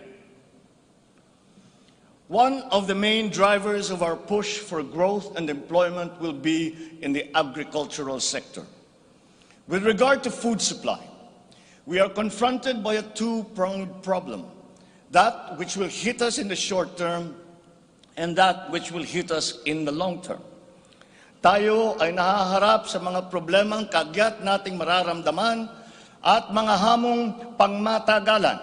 Ang mga suliraning agarang mararamdaman ng ating mga kababayan ay ang posibilidad ng tuloy-tuloy na pagsipa ng presyo ng pagkain at kakulangan sa supply ng ating pagkain. Upang masuportahan ang mabimili para mapanatili ang kanilang purchasing power o kapangyarihan sa pagbili, isinapinal ng Department of Agriculture ang planong taasan ang produksyon sa susunod na panahon ng pagtanim o planting season sa pamamagitan ng tulong pinansyal at teknikal. Magbibigay tayo ng pautang habang mas ilalapit natin sa sektor ng agrikultura ang hindi gaanong mahal na farm inputs na bibilhin na ng bulto ng gobyerno. Kabilang dito ang abono, pestisidyo, mga punla, feeds, fuel subsidy at ayuda para sa mga karapat-dapat na benepisyaryo.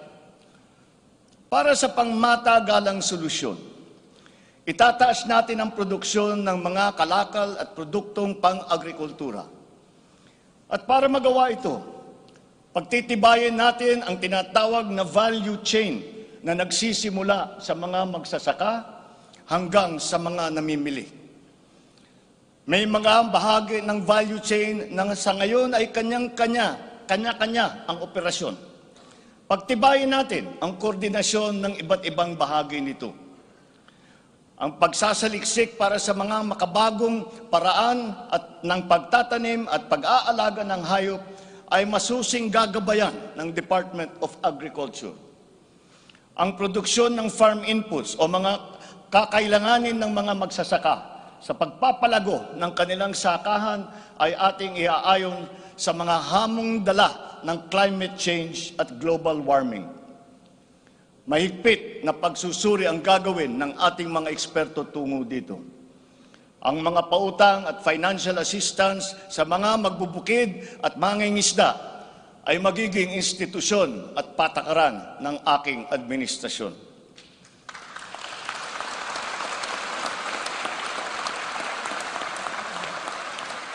Ipapaprioridad natin ang modernisasyon ng mga sakahan sa pamamagitan ng mga makabagong teknolohiya para sa ating mga magsasaka. Atin palalawakin ang mga palaisdaan, babuyan at manukan. Lahat ng ito gagamitan ng siyensya para tumaas ang produksyong agrikultural.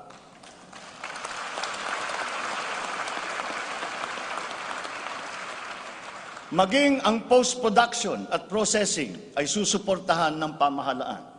Gagawa tayo ng network, national network ng farm-to-market road upang mas mabilis na mailakbay ng mga magsasaka ang kanilang mga produkto sa mga pamilihan.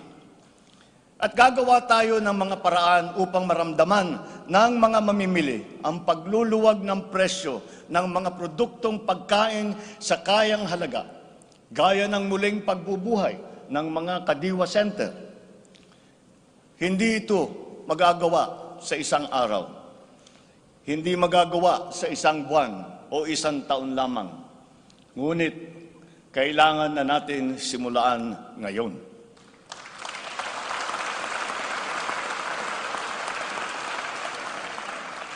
Ang Agrarian Reform Program ay dapat magpatuloy. Agrarian reform is not only about acquisition, but also about support services and distribution. To assist this, I intend to issue an executive order to impose a one-year moratorium on the payment of land amortization and interest payments.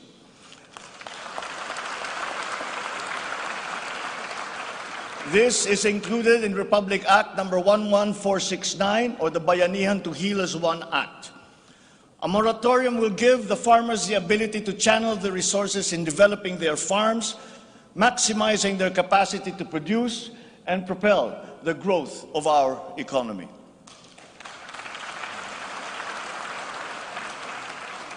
Civil society organizations also support this because it will unburden the farmers of their dues and be able to focus on improving farm productivity. Congress must also pass a law that will emancipate the agrarian reform beneficiaries from the agrarian reform debt burden, thereby amending Section 26 of Republic Act 6657. In this law, the loans of agrarian reform beneficiaries with unpaid amortization and interest shall be condoned.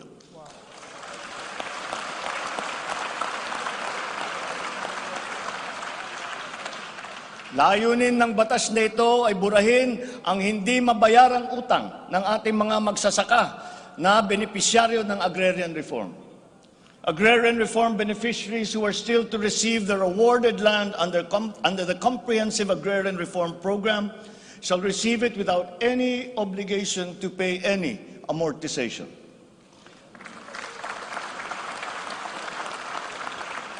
The condonation of the existing agrarian reform loan will cover the amount of 58.125 billion pesos, benefiting 654,000 agrarian reform beneficiaries and involving a total of 1.18 million hectares of awarded lands.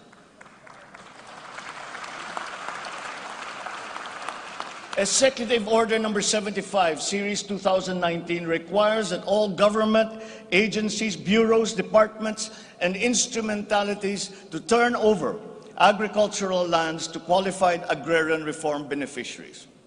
At present, we have a total of 52,000 hectares of unused agricultural lands of the government, which shall now be used for distribution to the following sectors in accordance with Section 40 of the Republic Act number 6657 as amended. Thus, landless war veterans, landless surviving spouse and orphans of war veterans, landless retirees of the Armed Forces of the Philippines and the Philippine National Police.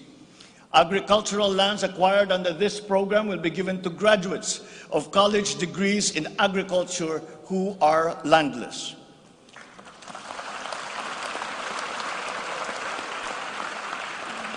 The call of the times is for the infusion of fresh and new blood in the agricultural sector. We need a new breed of farmers equipped with modern agricultural technology able to engage in sustained scientific farming that will not only increase farm yields, but also resilience in the face of climate change.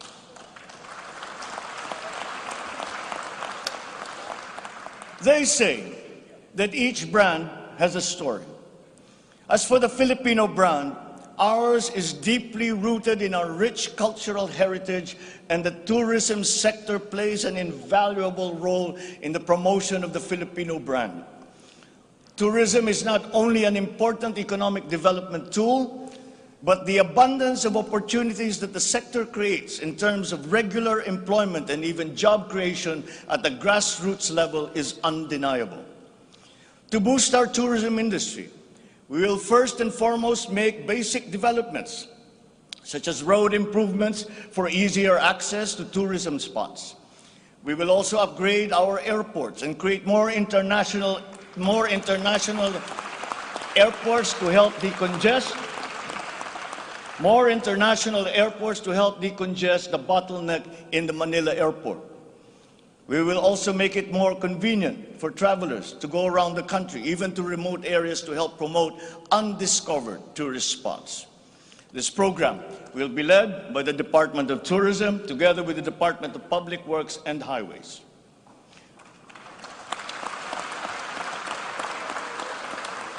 To foster the Filipino brand is to spark our sense of pride and reaffirm our strong sense of identity. It is time to welcome the rest of the world with an enhanced Filipino brand that is unique, attractive, and creative. The creativity of the Filipino is truly world-class. We excel in arts and culture, new media, live events, avenues which generate primary and downstream jobs for our creative and talented countrymen. Unfortunately, ang mga hanap buhay na ito ang unang pinadapa ng pandemya at ang pinakahuli namang makabalik sa normal. The creative industry likewise faces many challenges, including workplace conditions, working hours, intellectual property rights, and the welfare of our beloved freelancers who were left vulnerable during the height of the pandemic. We require an institutionalized creative industry that will advance the interest of its stakeholders. Sila na nagbibigay ng kaluluwa at pagkakilala sa ating pagka-Pilipino. Protektahan natin sila.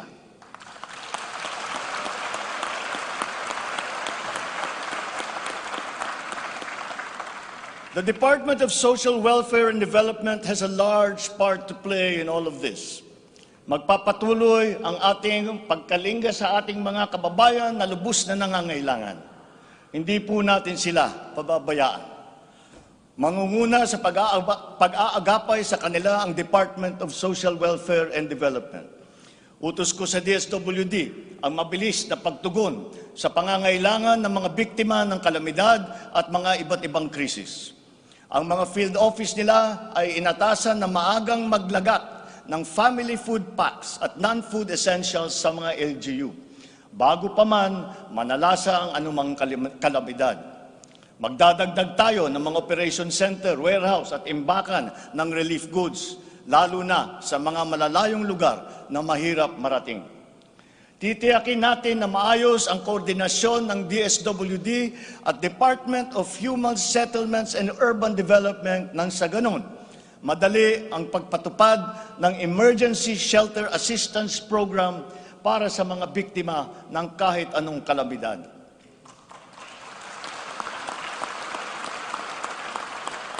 Pagtitibayin pa natin ang komprehensibong programang Assistance to Individuals in Crisis Situations o ang ating tinatawag na AICS para maiparating ang tulong sa mas maraming biktima.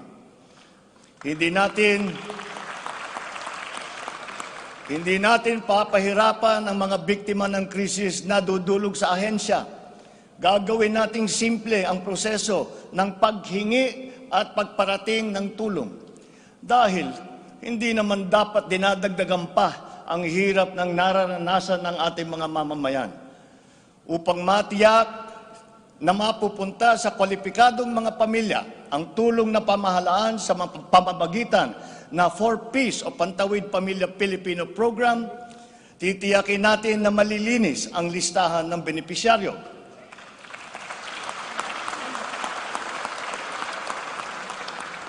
Higit na sa 1 milyong pangalan na ang nakapag-graduate na sa listahan.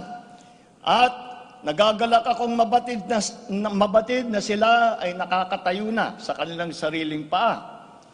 Kaugnay nito ay inutusan ko ang DSWD na pag-ibayuhin pa ang pagrepaso ng listahan upang maitutok ang pamimigay ng sapat na ayuda sa mga lubos na nangangailangang pamilya. Magpapatuloy ang supplemental feeding program para sa mga bata sa child development centers at supervised neighborhood play at lalo pa nating palalawakin sa taong 2023.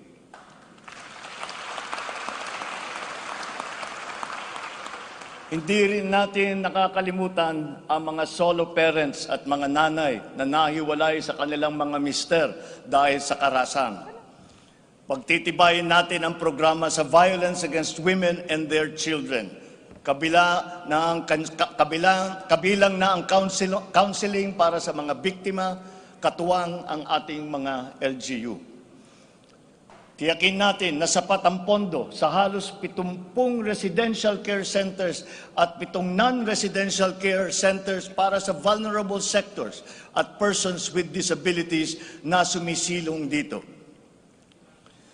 Sa ating sitwasyon ng pangkalusugan, nariyan pa rin ang banta ng COVID-19. Lalo't may mga nadidiskubring bagong variant ng coronavirus.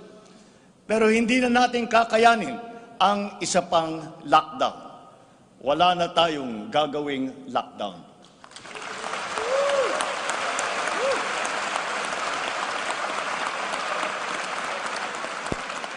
Dapat natin balansehin ng maayos ang kalusugan at kapakanan ng ating mga mamamayan sa isang banda at ang ekonomiya naman sa kabilang banda.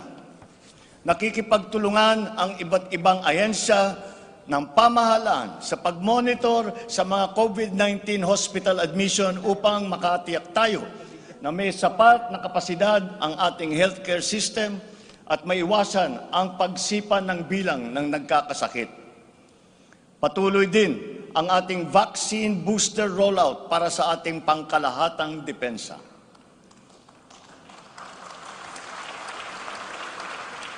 Sa ganitong paraan, kahit pa tumaas muli ang bilang ng mga COVID cases, mananatiling mababa ang bilang ng mga maospital at bilang ng mga namamatay. Sa pamamagitan nito, unti-unti rin tayong masasanay na nariyan ang virus pero hindi na seryoso ang banta sa ating buhay. Iaayon natin ang ating mga health protocols sa kung ano ang ating pangangailangan sa paglipas ng panahon at lalo pang iibayuhin ang kooperasyon kasama ang pribadong sektor upang tumaas pa ang kumpiyansa ng mga mamumunuhan nang sa gayon ay bumalik na tayo sa full capacity, lalo-lalo na ang ating mga negosyo.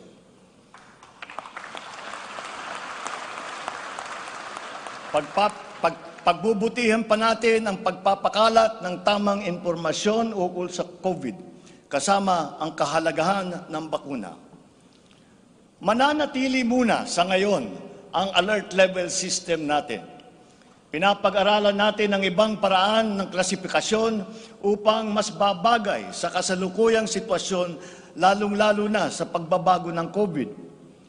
Sa pakikipagtulungan ng Kongreso, itatatag natin ang ating sariling Center for Disease Control and Prevention at ang isang Vaccine Institute.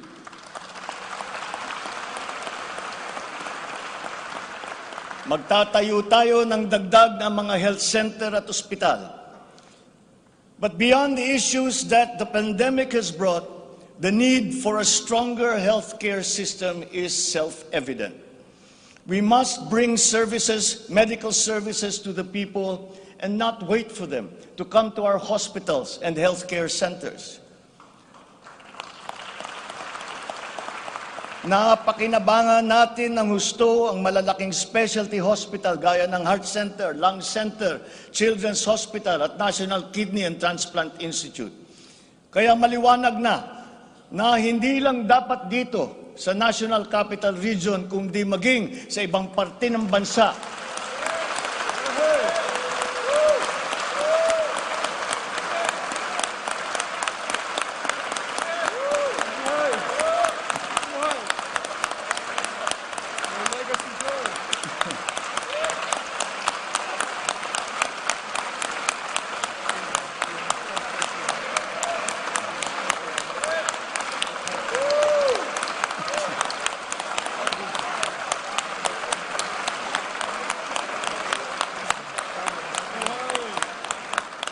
Maliwanag na hindi lamang dapat dito lamang sa National Capital Region kundi maging sa ibang parte ng bansa, kailangan magdagdag ng ganitong uri ng mga pagamutan.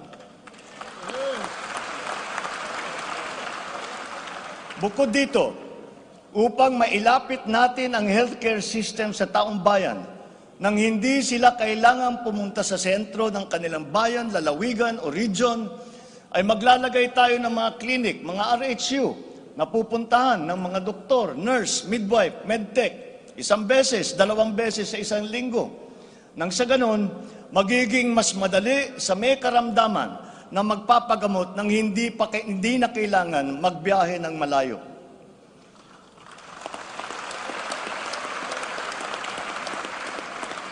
One of the cornerstones of a strong healthcare system is the provision of competent and efficient medical professionals. We will exert all efforts to improve the welfare of our doctors, our nurses, and other medical frontliners. Dapat din tayong magkaroon ng sapat na supply ng gamot na kinakailangan sa pang-araw-araw ng ating mga mamamayan. Sinimulan ko na ang pakikipag-usap sa mga kumpanya ng gamot dito sa Pilipinas at sa ibang bansa. Hinihikayat natin na buksan nila ang merkado upang bumaba ang presyo ng gamot.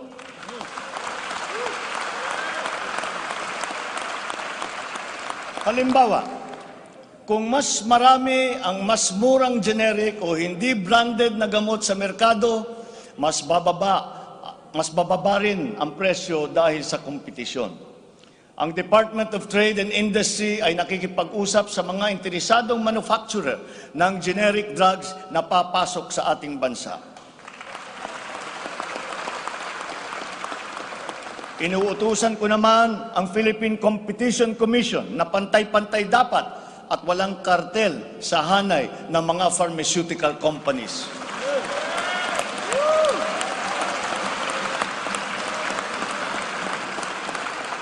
Dahil kapag bukas ang merkado, bababa ang presyo ng gamot para mapakinabangan ng ating mga mamamayan. This is one of the hard lessons that we learned when the pandemic struck, and therefore we must act on that shortcoming.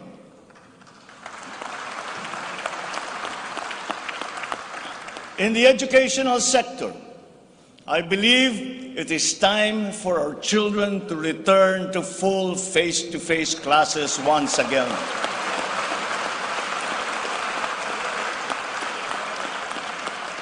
The Department of Education, led by our highly able Vice President Sara Duterte, is now preparing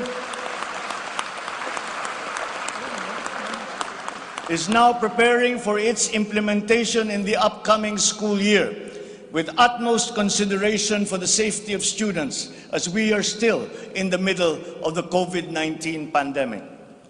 We must ensure that our classrooms are safe for teachers, for students, and the entire academic community when they return to face-to-face classes. We continue to encourage everyone to get their booster shots in preparation for the resumption of in-person classes. This is one of the reasons I have directed the Department of Health and the Department of Interior and Local Government to undertake another rollout of booster shots.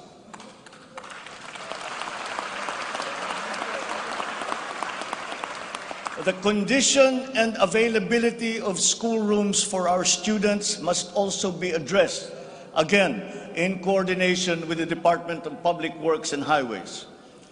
Though some complications have arisen over the question of repair of school buildings in relation to the Mandanas-Garcia ruling, this will be ironed out. We have been in discussion with local government leaders, governors, and mayors in the last few weeks to determine with the LGUs what is actually practicable, what functions belong to the LGUs, and what belong to the national government. There have also been lengthy discussions on the continuation and viability of the K-12 school system. We are giving this careful review, and all necessary inputs and points of view are now being considered. In the longer term, we are instituting a program of refresher courses and retrainings for our teachers so they can stay abreast of the rapid growth in technology, especially in this post-pandemic world. As for the horror stories that we have heard about the poor quality of educational materials and supplies that are being given to our schools, this must end.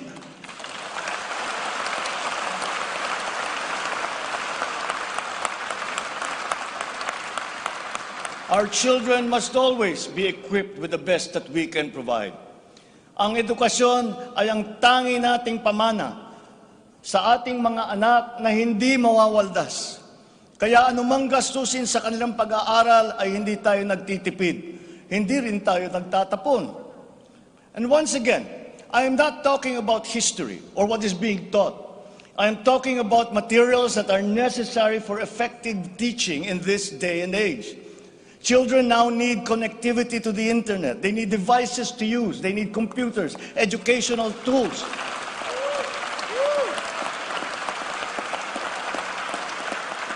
So that they might participate fully in the digital community here and abroad. We must do better in the international rankings, especially when it comes to the so-called STEM subjects: science, technology, engineering, and mathematics. These skills, this knowledge, are necessary for our young people to be able to compete in a highly technological and competitive world. The raw talent is there in our young people. It is up to our educational system to develop and to refine that great pool of talent.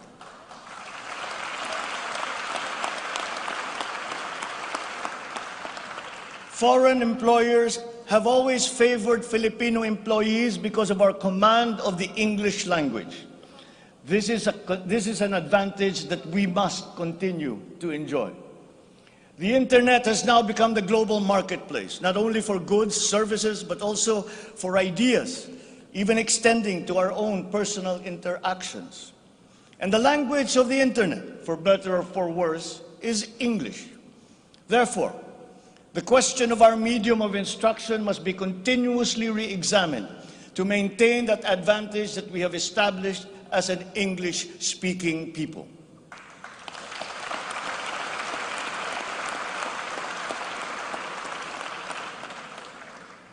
On a related subject, we are entering an age of exponential adoption of technology.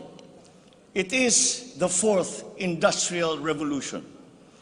This will be characterized by the infusion of technology into almost every facet of our lives. Breakthrough technologies in the areas of quantum computing, artificial intelligence, nanotechnologies, the Internet of Things, robotics, self-driving electric vehicles, 3D printing, virtual and augmented realities, among others, that will radically transform the way business is done. The scale and the speed at which these innovations are introduced universally into our everyday lives and activities is unprecedented in our recorded history. We cannot stand idly by. The mission of our Department of Information and Communications Technology is to identify and utilize these innovations to improve governance. It has the daunting task now of transforming our government into an agile bureaucracy that is responsive to the needs of the public. Provide good and solid data to ensure informed decision-making, as well as allow secure and seamless access to public services. The voluminous records stored in the government warehouses and archives have to be digitized. Those that are already stored in various inventories of data should be harmonized and shared across departments and agencies. Needless to say, these have to be kept in large data centers that are secure yet accessible. The national ID will play an important part in this digital transformation.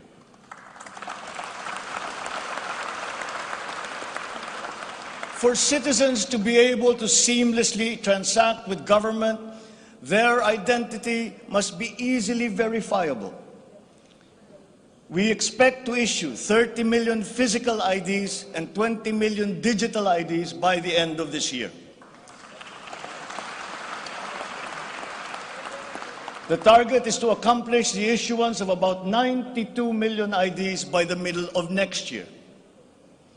As the world moves into rapid digitalization, the digital divide will become more pronounced. The depth and breadth at which these technologies will be transformative in our lives is fully expected.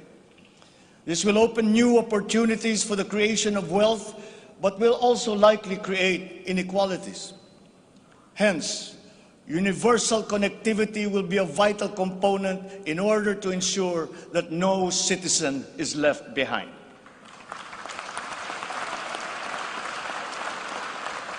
I have therefore tasked the DICT to deploy digital connectivity across our various islands.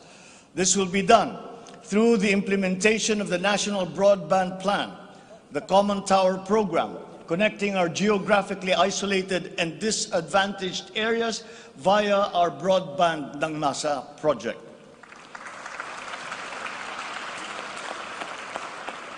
All relevant modes of digital transport should be utilized. These may be through a combination of terrestrial or submarine fiber optics, wireless, and even satellite technology. As our Public Service Act has opened the doors and removed the restrictions on foreign investment, we foresee an increase in direct investment of overseas players. This will translate into better quality, availability, and affordability of telecommunications services all over the country. We come now to infrastructure. The backbone of an economy is its infrastructure. The infrastructure program of the Duterte administration must not only continue, but wherever possible, be expanded.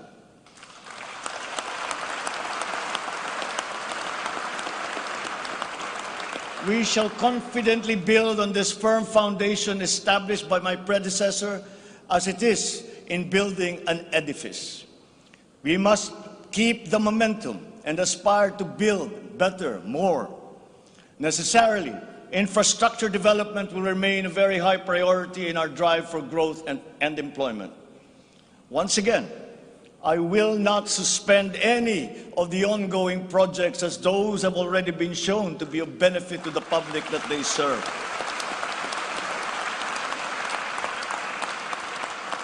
We will continue to study the proposals that have been made. Infrastructure development spending will be sustained at 5 to 6% of GDP. The planned expansion of infrastructure projects, I believe, would be possible if we continue to encourage the participation of the private sector in the development of our programs. Public-private partnerships, or PPPs, hold great potential for that expansion, for infrastructure development, and for innovation. Our infrastructure development is of primary importance, as it is a necessary element to improve many other sectors, to include agriculture, tourism, general economic activity, and even to governance.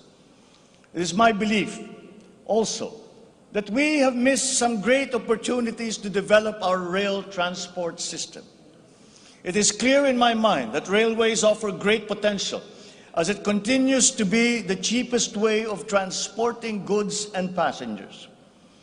We can build upon already existing lines by modernizing these old railway systems. There are dozens of railway projects on the ground, above the ground, below ground, not just in Manila, but in other regions, at various stages of implementation and with a combined cost of 1.9 trillion pesos. This administration is committed to finish building the current portfolio of investments, approve railway projects such as the North-South Commuter Railway System, the 33-kilometer Metro Manila Subway Project, the 147-kilometer North-South Commuter Railway System, the 12-kilometer LRT-1 Cavite Extension, the 23-kilometer MRT-7, and the common station that will connect LRT-1, MRT-3, and MRT-7. And beyond NCR, larger-scale railway systems like the 102-kilometer Mindanao Railway Project,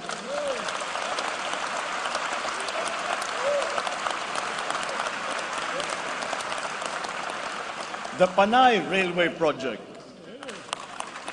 and the Cebu Railway System will be integrated as a vital part of our transport and communication systems.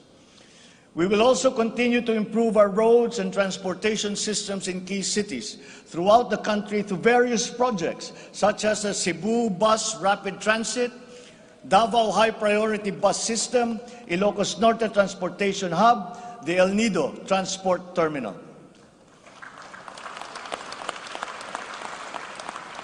My order to the Department of Transportation, or DOTR, is really very simple.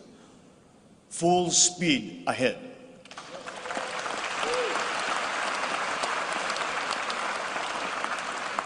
Improving our railway system, along with modernizing existing airports and seaports, will maximize our strategic location in the Pacific and connect our many islands. A key sector in our transformation plans is that of energy. Another fundamental requirement for growth and increased employment will be the availability of cheap, reliable energy. This even comes under the category of ease of doing business. If we are to attract investors, both local and foreign, to set up shop here in the Philippines. At present, our demand for energy far exceeds our reliable supply. We must increase the level of energy production. We must look at every possible option that would be appropriate for the Philippine situation. There is some room to expand our present power supply through existing power sources, but this is only to a very limited extent. We must build new power plants.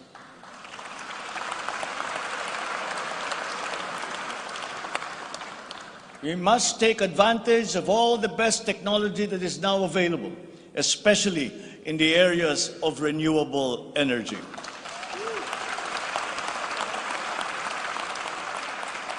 Our search for new power sources should always be with an eye to improving the mix of the energy supply between traditional and renewable sources. The technology on renewable energy is progressing rapidly, and many of these technologies are appropriate for the Philippines. We have already begun windmill power. We are now expanding very quickly our solar power production. For both offshore and onshore wind turbines, for example, the World Bank has calculated that there is a potential for 255 gigawatts by the year of 2030. Solar power has steadily increased its efficiency in converting sunlight to electrical power, which is particularly attractive for the Philippines. Because unlike wind power, solar power is practical almost everywhere in the Philippines all year round. In the move to lowering our carbon footprint caused by energy production, our advancement to renewables will have a lead time. In the interim, natural gas will hold the key. We will provide investment incentives by clarifying the uncertain policy in upstream gas, particularly in the area close to Malampaya. This requires clarification of the processes and review of service contracts policy. I believe that it is time also to re-examine our strategy towards building nuclear power plants in the Philippines.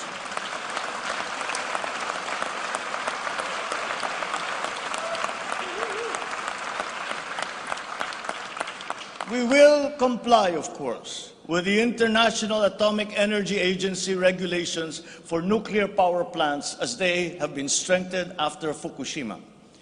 In the area of nuclear power, there have been new technologies developed that allow smaller-scale modular nuclear plants and other derivations thereof. Once again, PPPs will play a part in support as funding in this period is limited. Furthermore, we must examine the entire system of transmission and distribution for the purpose of finding ways to lower the price of energy to the consumer and to industry. We must expand the network of our transmission lines while examining schemes to improve the operation of our electrical cooperatives. All this in aid of reducing energy costs, especially but not limited to households. All this impetus for development and growth we undertake within the context of accelerating climate change and extreme weather conditions. Though we are a minor contributor to climate change globally, we have the unfortunate distinction of being one of the most vulnerable countries to the effects of climate change. For the welfare of our people, it is incumbent upon us to alleviate the effects of that vulnerability. The use of renewable energy is at the top of our climate agenda. We will increase our use of renewable energy sources such as hydropower, geothermal power, solar, and wind. Geographically, we are a disaster-prone country. Capacity building for our natural disaster resiliency is therefore a must. Investment in science and technology is imperative to enable us to have accurate weather forecasts and on-time disaster alerts. Studies show that already now many areas in the Philippines are at high risk from the rise in sea levels brought about by the increase in global temperature. We must adapt to this phenomenon with disaster-proof planning for our communities.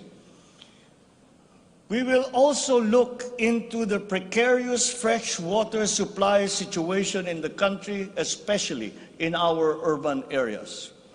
Many of our water supply systems date back to the 1950s, and they must now be rehabilitated and improved. I've instructed the DNR, together with the DPWH, to explore possible partnerships with the private sector to address this crucial situation. The Philippines has excellent laws on the environment, but we have to guarantee that these laws are properly enforced. And this will require a great deal of coordination and cooperation between concerned government agencies and private stakeholders. Companies who exploit our natural resources must follow the law. We all have the responsibility to preserve this earth, for we are but custodians, and we will pass on this great treasure to future generations.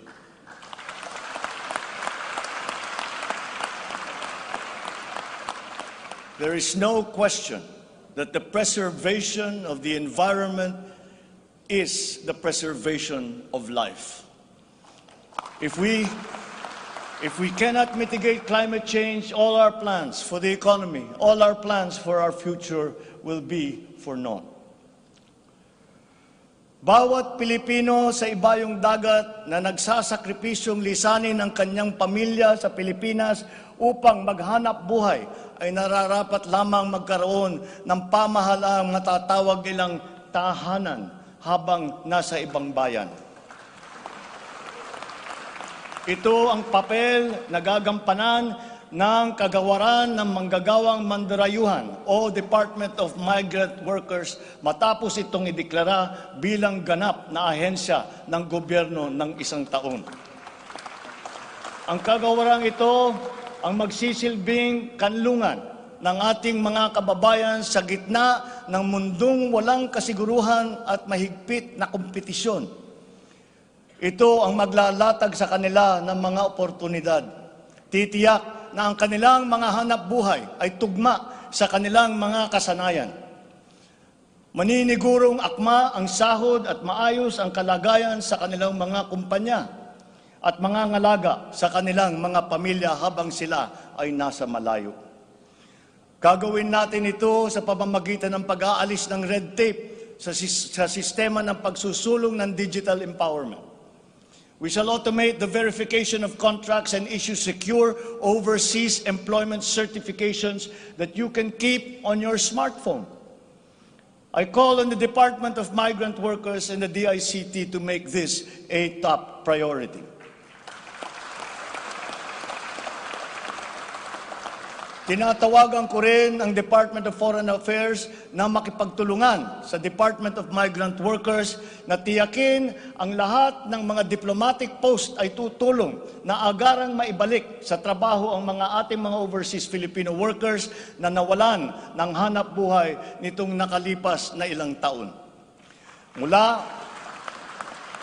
sa 3 buwan ay gagawin na lang nating 3 linggo para sa isang dayuhang employer na iproseso ang mga papeles ng Pilipinas, ng Pilipinong nais nitong kunin bilang empleyado. Aatasan din natin ang kagawaran ng gawing simple, ang komplikadong handbook ng mga tuntunin at regulasyon para sa mga OFW. Nang sa gayon ay maging malwan ang mga transaksyon may kinalaman sa kanilang pangingibang bansa. Mula sa handbook na may 240 seksyon ay gagawin nating pamphlet na lamang na hindi hihigit sa 100 pahina. Mahirap na nga ang buhay. Kaya naman, ayaw pa natin makitang lalo pang nahihirapan ang ating mga manggagawang mandarayuhan sa pagtupad sa kanilang mga pangarap. Para sa mga kababayan nating naiipit sa kaguluhan, inaabuso at nanganganib ang buhay, Ikinagagalak kong sa ilalim ng aking pamumuno ay ilulunsad natin ang One Repatriation Command Center o ORCC. Ilalaan natin ang isang social media platform ng Department of Migrant Workers at ang hotline upang matulungan agad at maligtas sila mula sa mas higit na kapahamakan. Noon, nangungutang pa ang isang ina ng bawat OFW upang sumakay ng barko para pumunta sa Maynila at mangatok sa iba't ibang ahensya para mapauwi ang anak na inaapi. Ngayon, kami na ang tatawag sa mga magulang ng OFW para sabihin sa kanila ang petsa kung kailan nila mayayakap at makakapiling ang kanilang mga anak.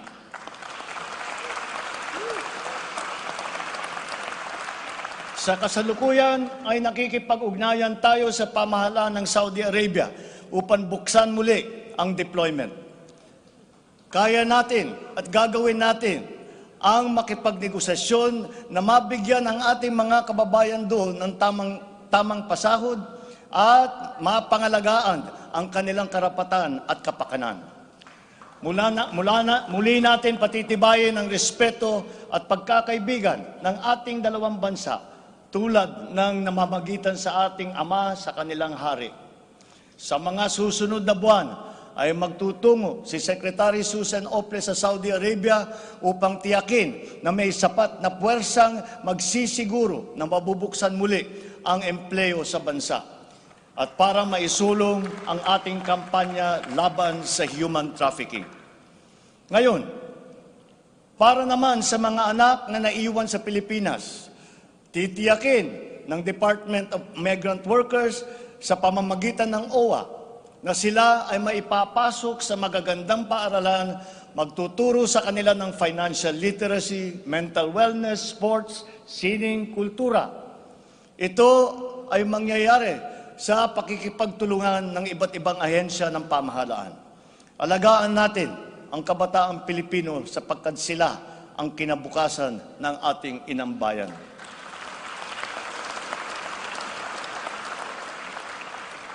Sa ating mga kababayan na nasa ibang bansa, you deserve a home in government, not only for the money that you send home, but you are not cold tools of the economy. You deserve it for your sacrifices for our country and your perseverance and excellence in the global arena. You OFWs represent the fighting faith of the Filipinos as a nation and as a people. Let us transform your overseas journey into inspirational stories for all time. Thanks to you, our dear legislators, and of course to the man every OFW now refers to as their tatay, President Rodrigo Duterte. You passed the law that created this new home for our OFWs.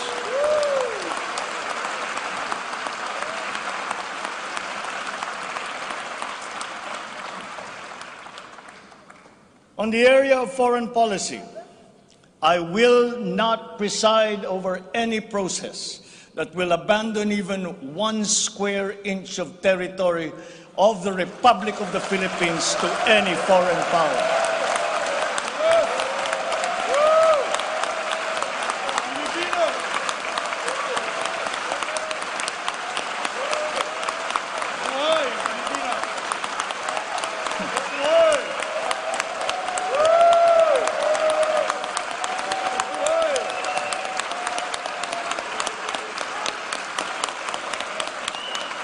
With respect to our place in the community of nations, the Philippines shall continue to be a friend to all, an enemy to none.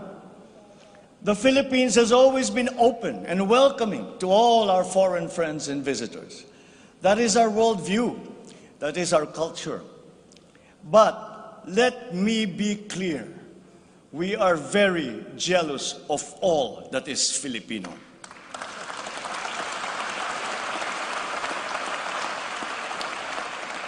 We will be a good neighbor always looking for ways to collaborate and cooperate with the end goal of mutually beneficial outcomes. If we agree, we will cooperate and we will work together. And if we differ, let us talk some more until we develop a consensus. After all, that is the Filipino way. But we will not waver. We will stand firm in our independent foreign policy with the national interest as our primordial guide.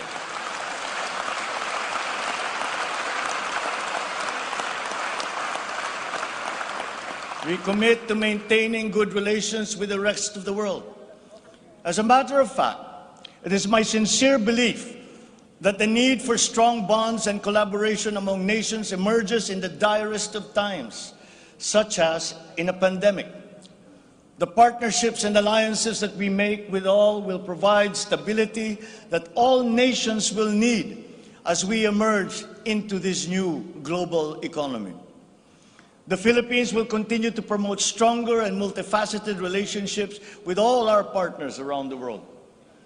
We are, in fact, grateful for the messages of support and offers of help that we have received from many of our friends in the international community. This has been communicated to us through the different envoys and ambassadors here in the Philippines. Such strong relationships can only be beneficial to all involved. As I am here today addressing the legislature, allow me now to propose legislation that we would like you to pass in support of these programs. 1. National Government Right-Sizing Program, a reform mechanism that seeks to enhance the government's institutional capacity to perform its mandate and to provide better services while ensuring optimal and efficient use of resources. Compared to previous government reorganization efforts, the NGRP will entail a comprehensive strategic review of the functions, operations, organization, system, and processes of the different agencies, and massive and transformational initiatives in agencies concerned, such as mergers, consolidations, splitting, transfer, and even the abolition of some offices. The right-sizing efforts will also involve the conduct of a comprehensive strategic review of functions, programs, and projects that will cut across various agencies. Number 2, a budget modernization bill.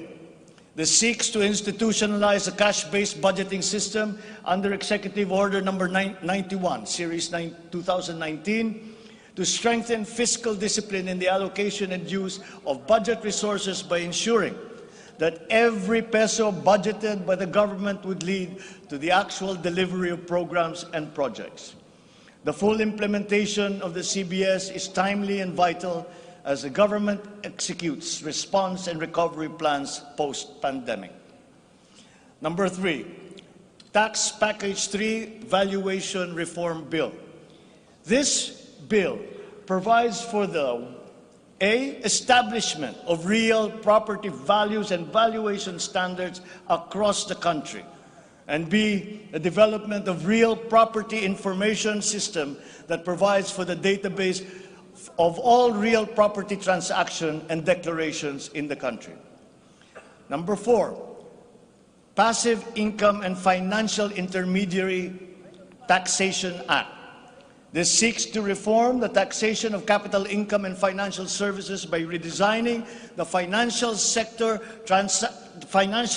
taxation into simpler, fairer, more efficient, and a revenue-neutral tax system.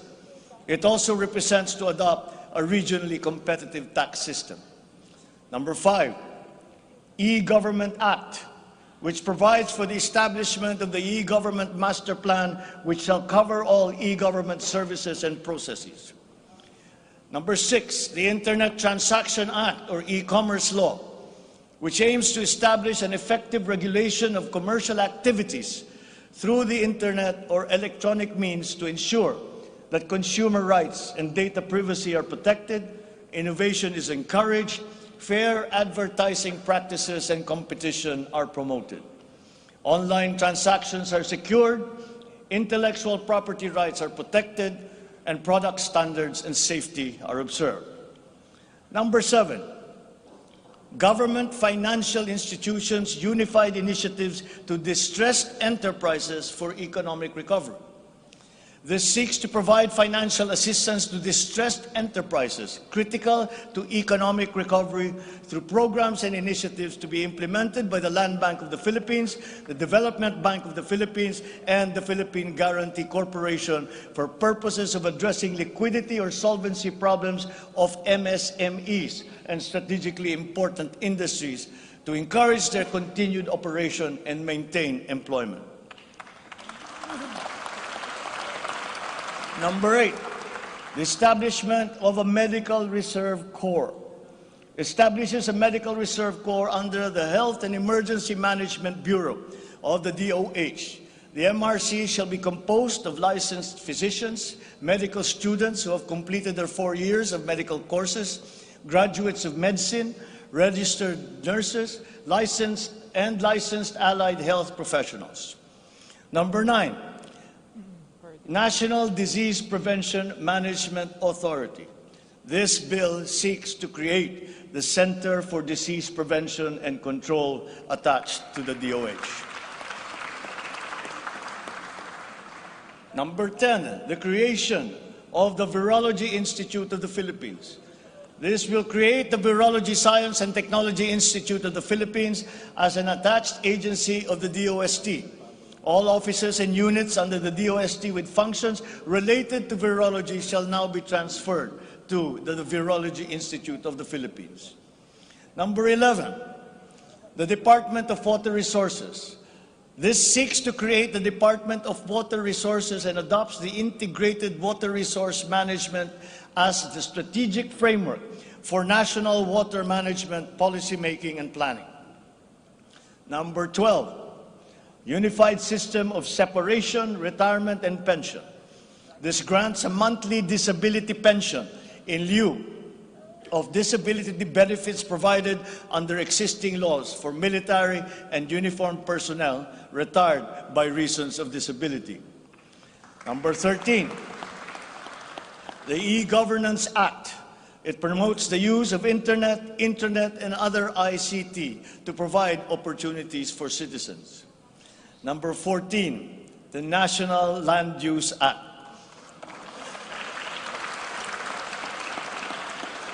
This will provide for a rational and holistic management and development of our country's land and water resources, hold owners accountable for making these lands productive and sustainable, strengthen the LGU to manage ecological balance within its jurisdiction. It also provides for land use and physical planning framework as a mechanism in determining policies and principles to implement this legislative measure. Number 15, the National Defense Act.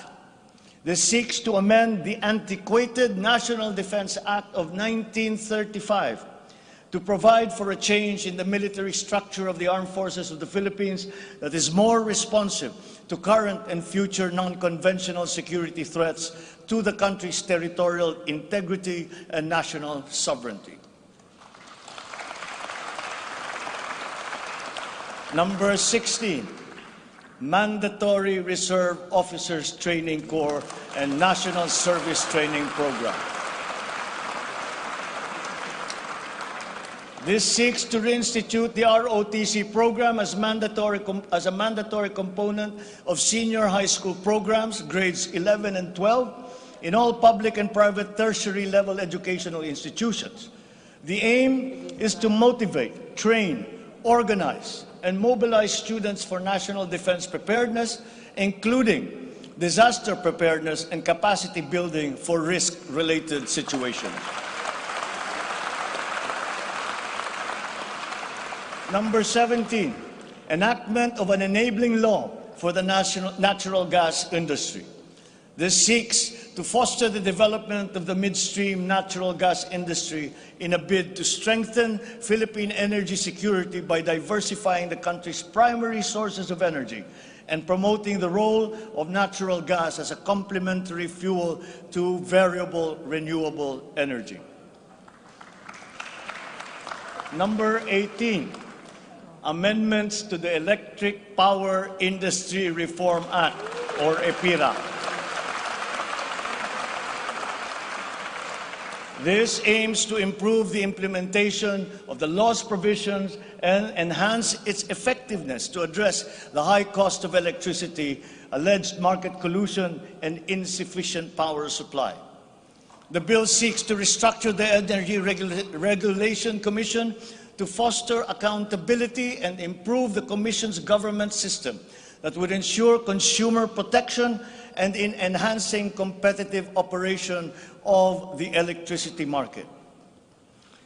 Number 19, amendments to the Build, Operate, Transfer law. This seeks to improve the implementation of the public-private partnership program and to be able to direct the desired outputs and outcomes in line with the strategic development targets of the country. Specifically, the amendments seek to 1. Address the ambiguities in the existing law. 2. Address the bottlenecks and challenges affecting the implementation of the PPP program. And 3. Foster a more competitive and enabling environment for PPPs.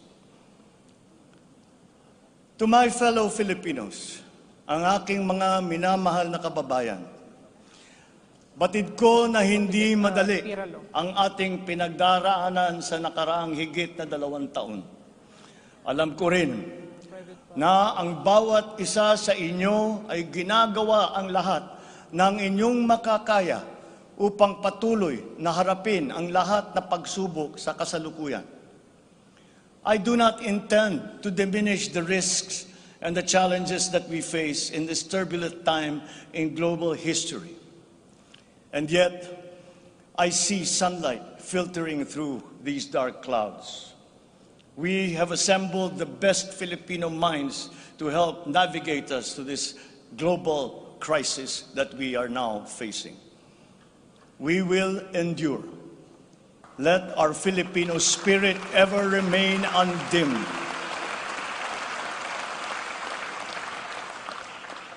I know this in my mind. I know it in my heart. I know it in my very soul. The state of the nation is sound. Thank you and good afternoon. Marami pong salamat sa inyong lahat.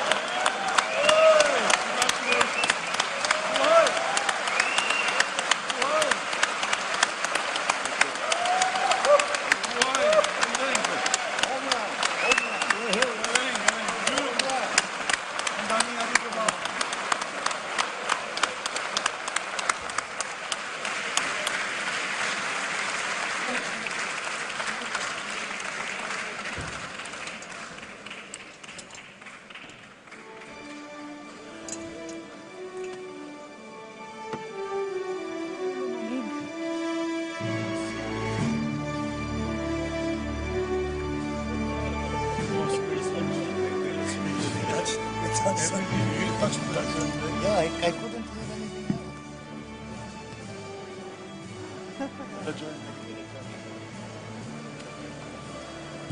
Ladies and gentlemen, on the part of the Senate, the joint session is adjourned.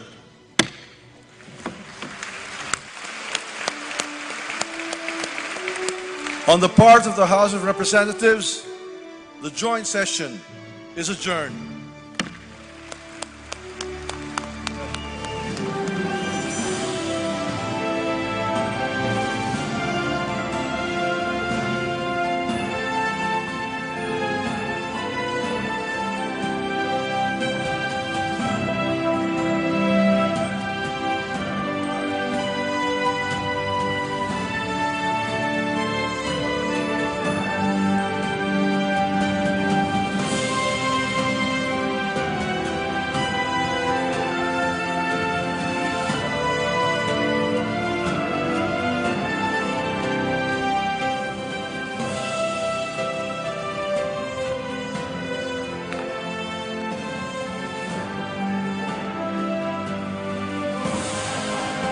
Ayan nga, natapos na, Zarina, no? Ang unang State of the Nation address ng ating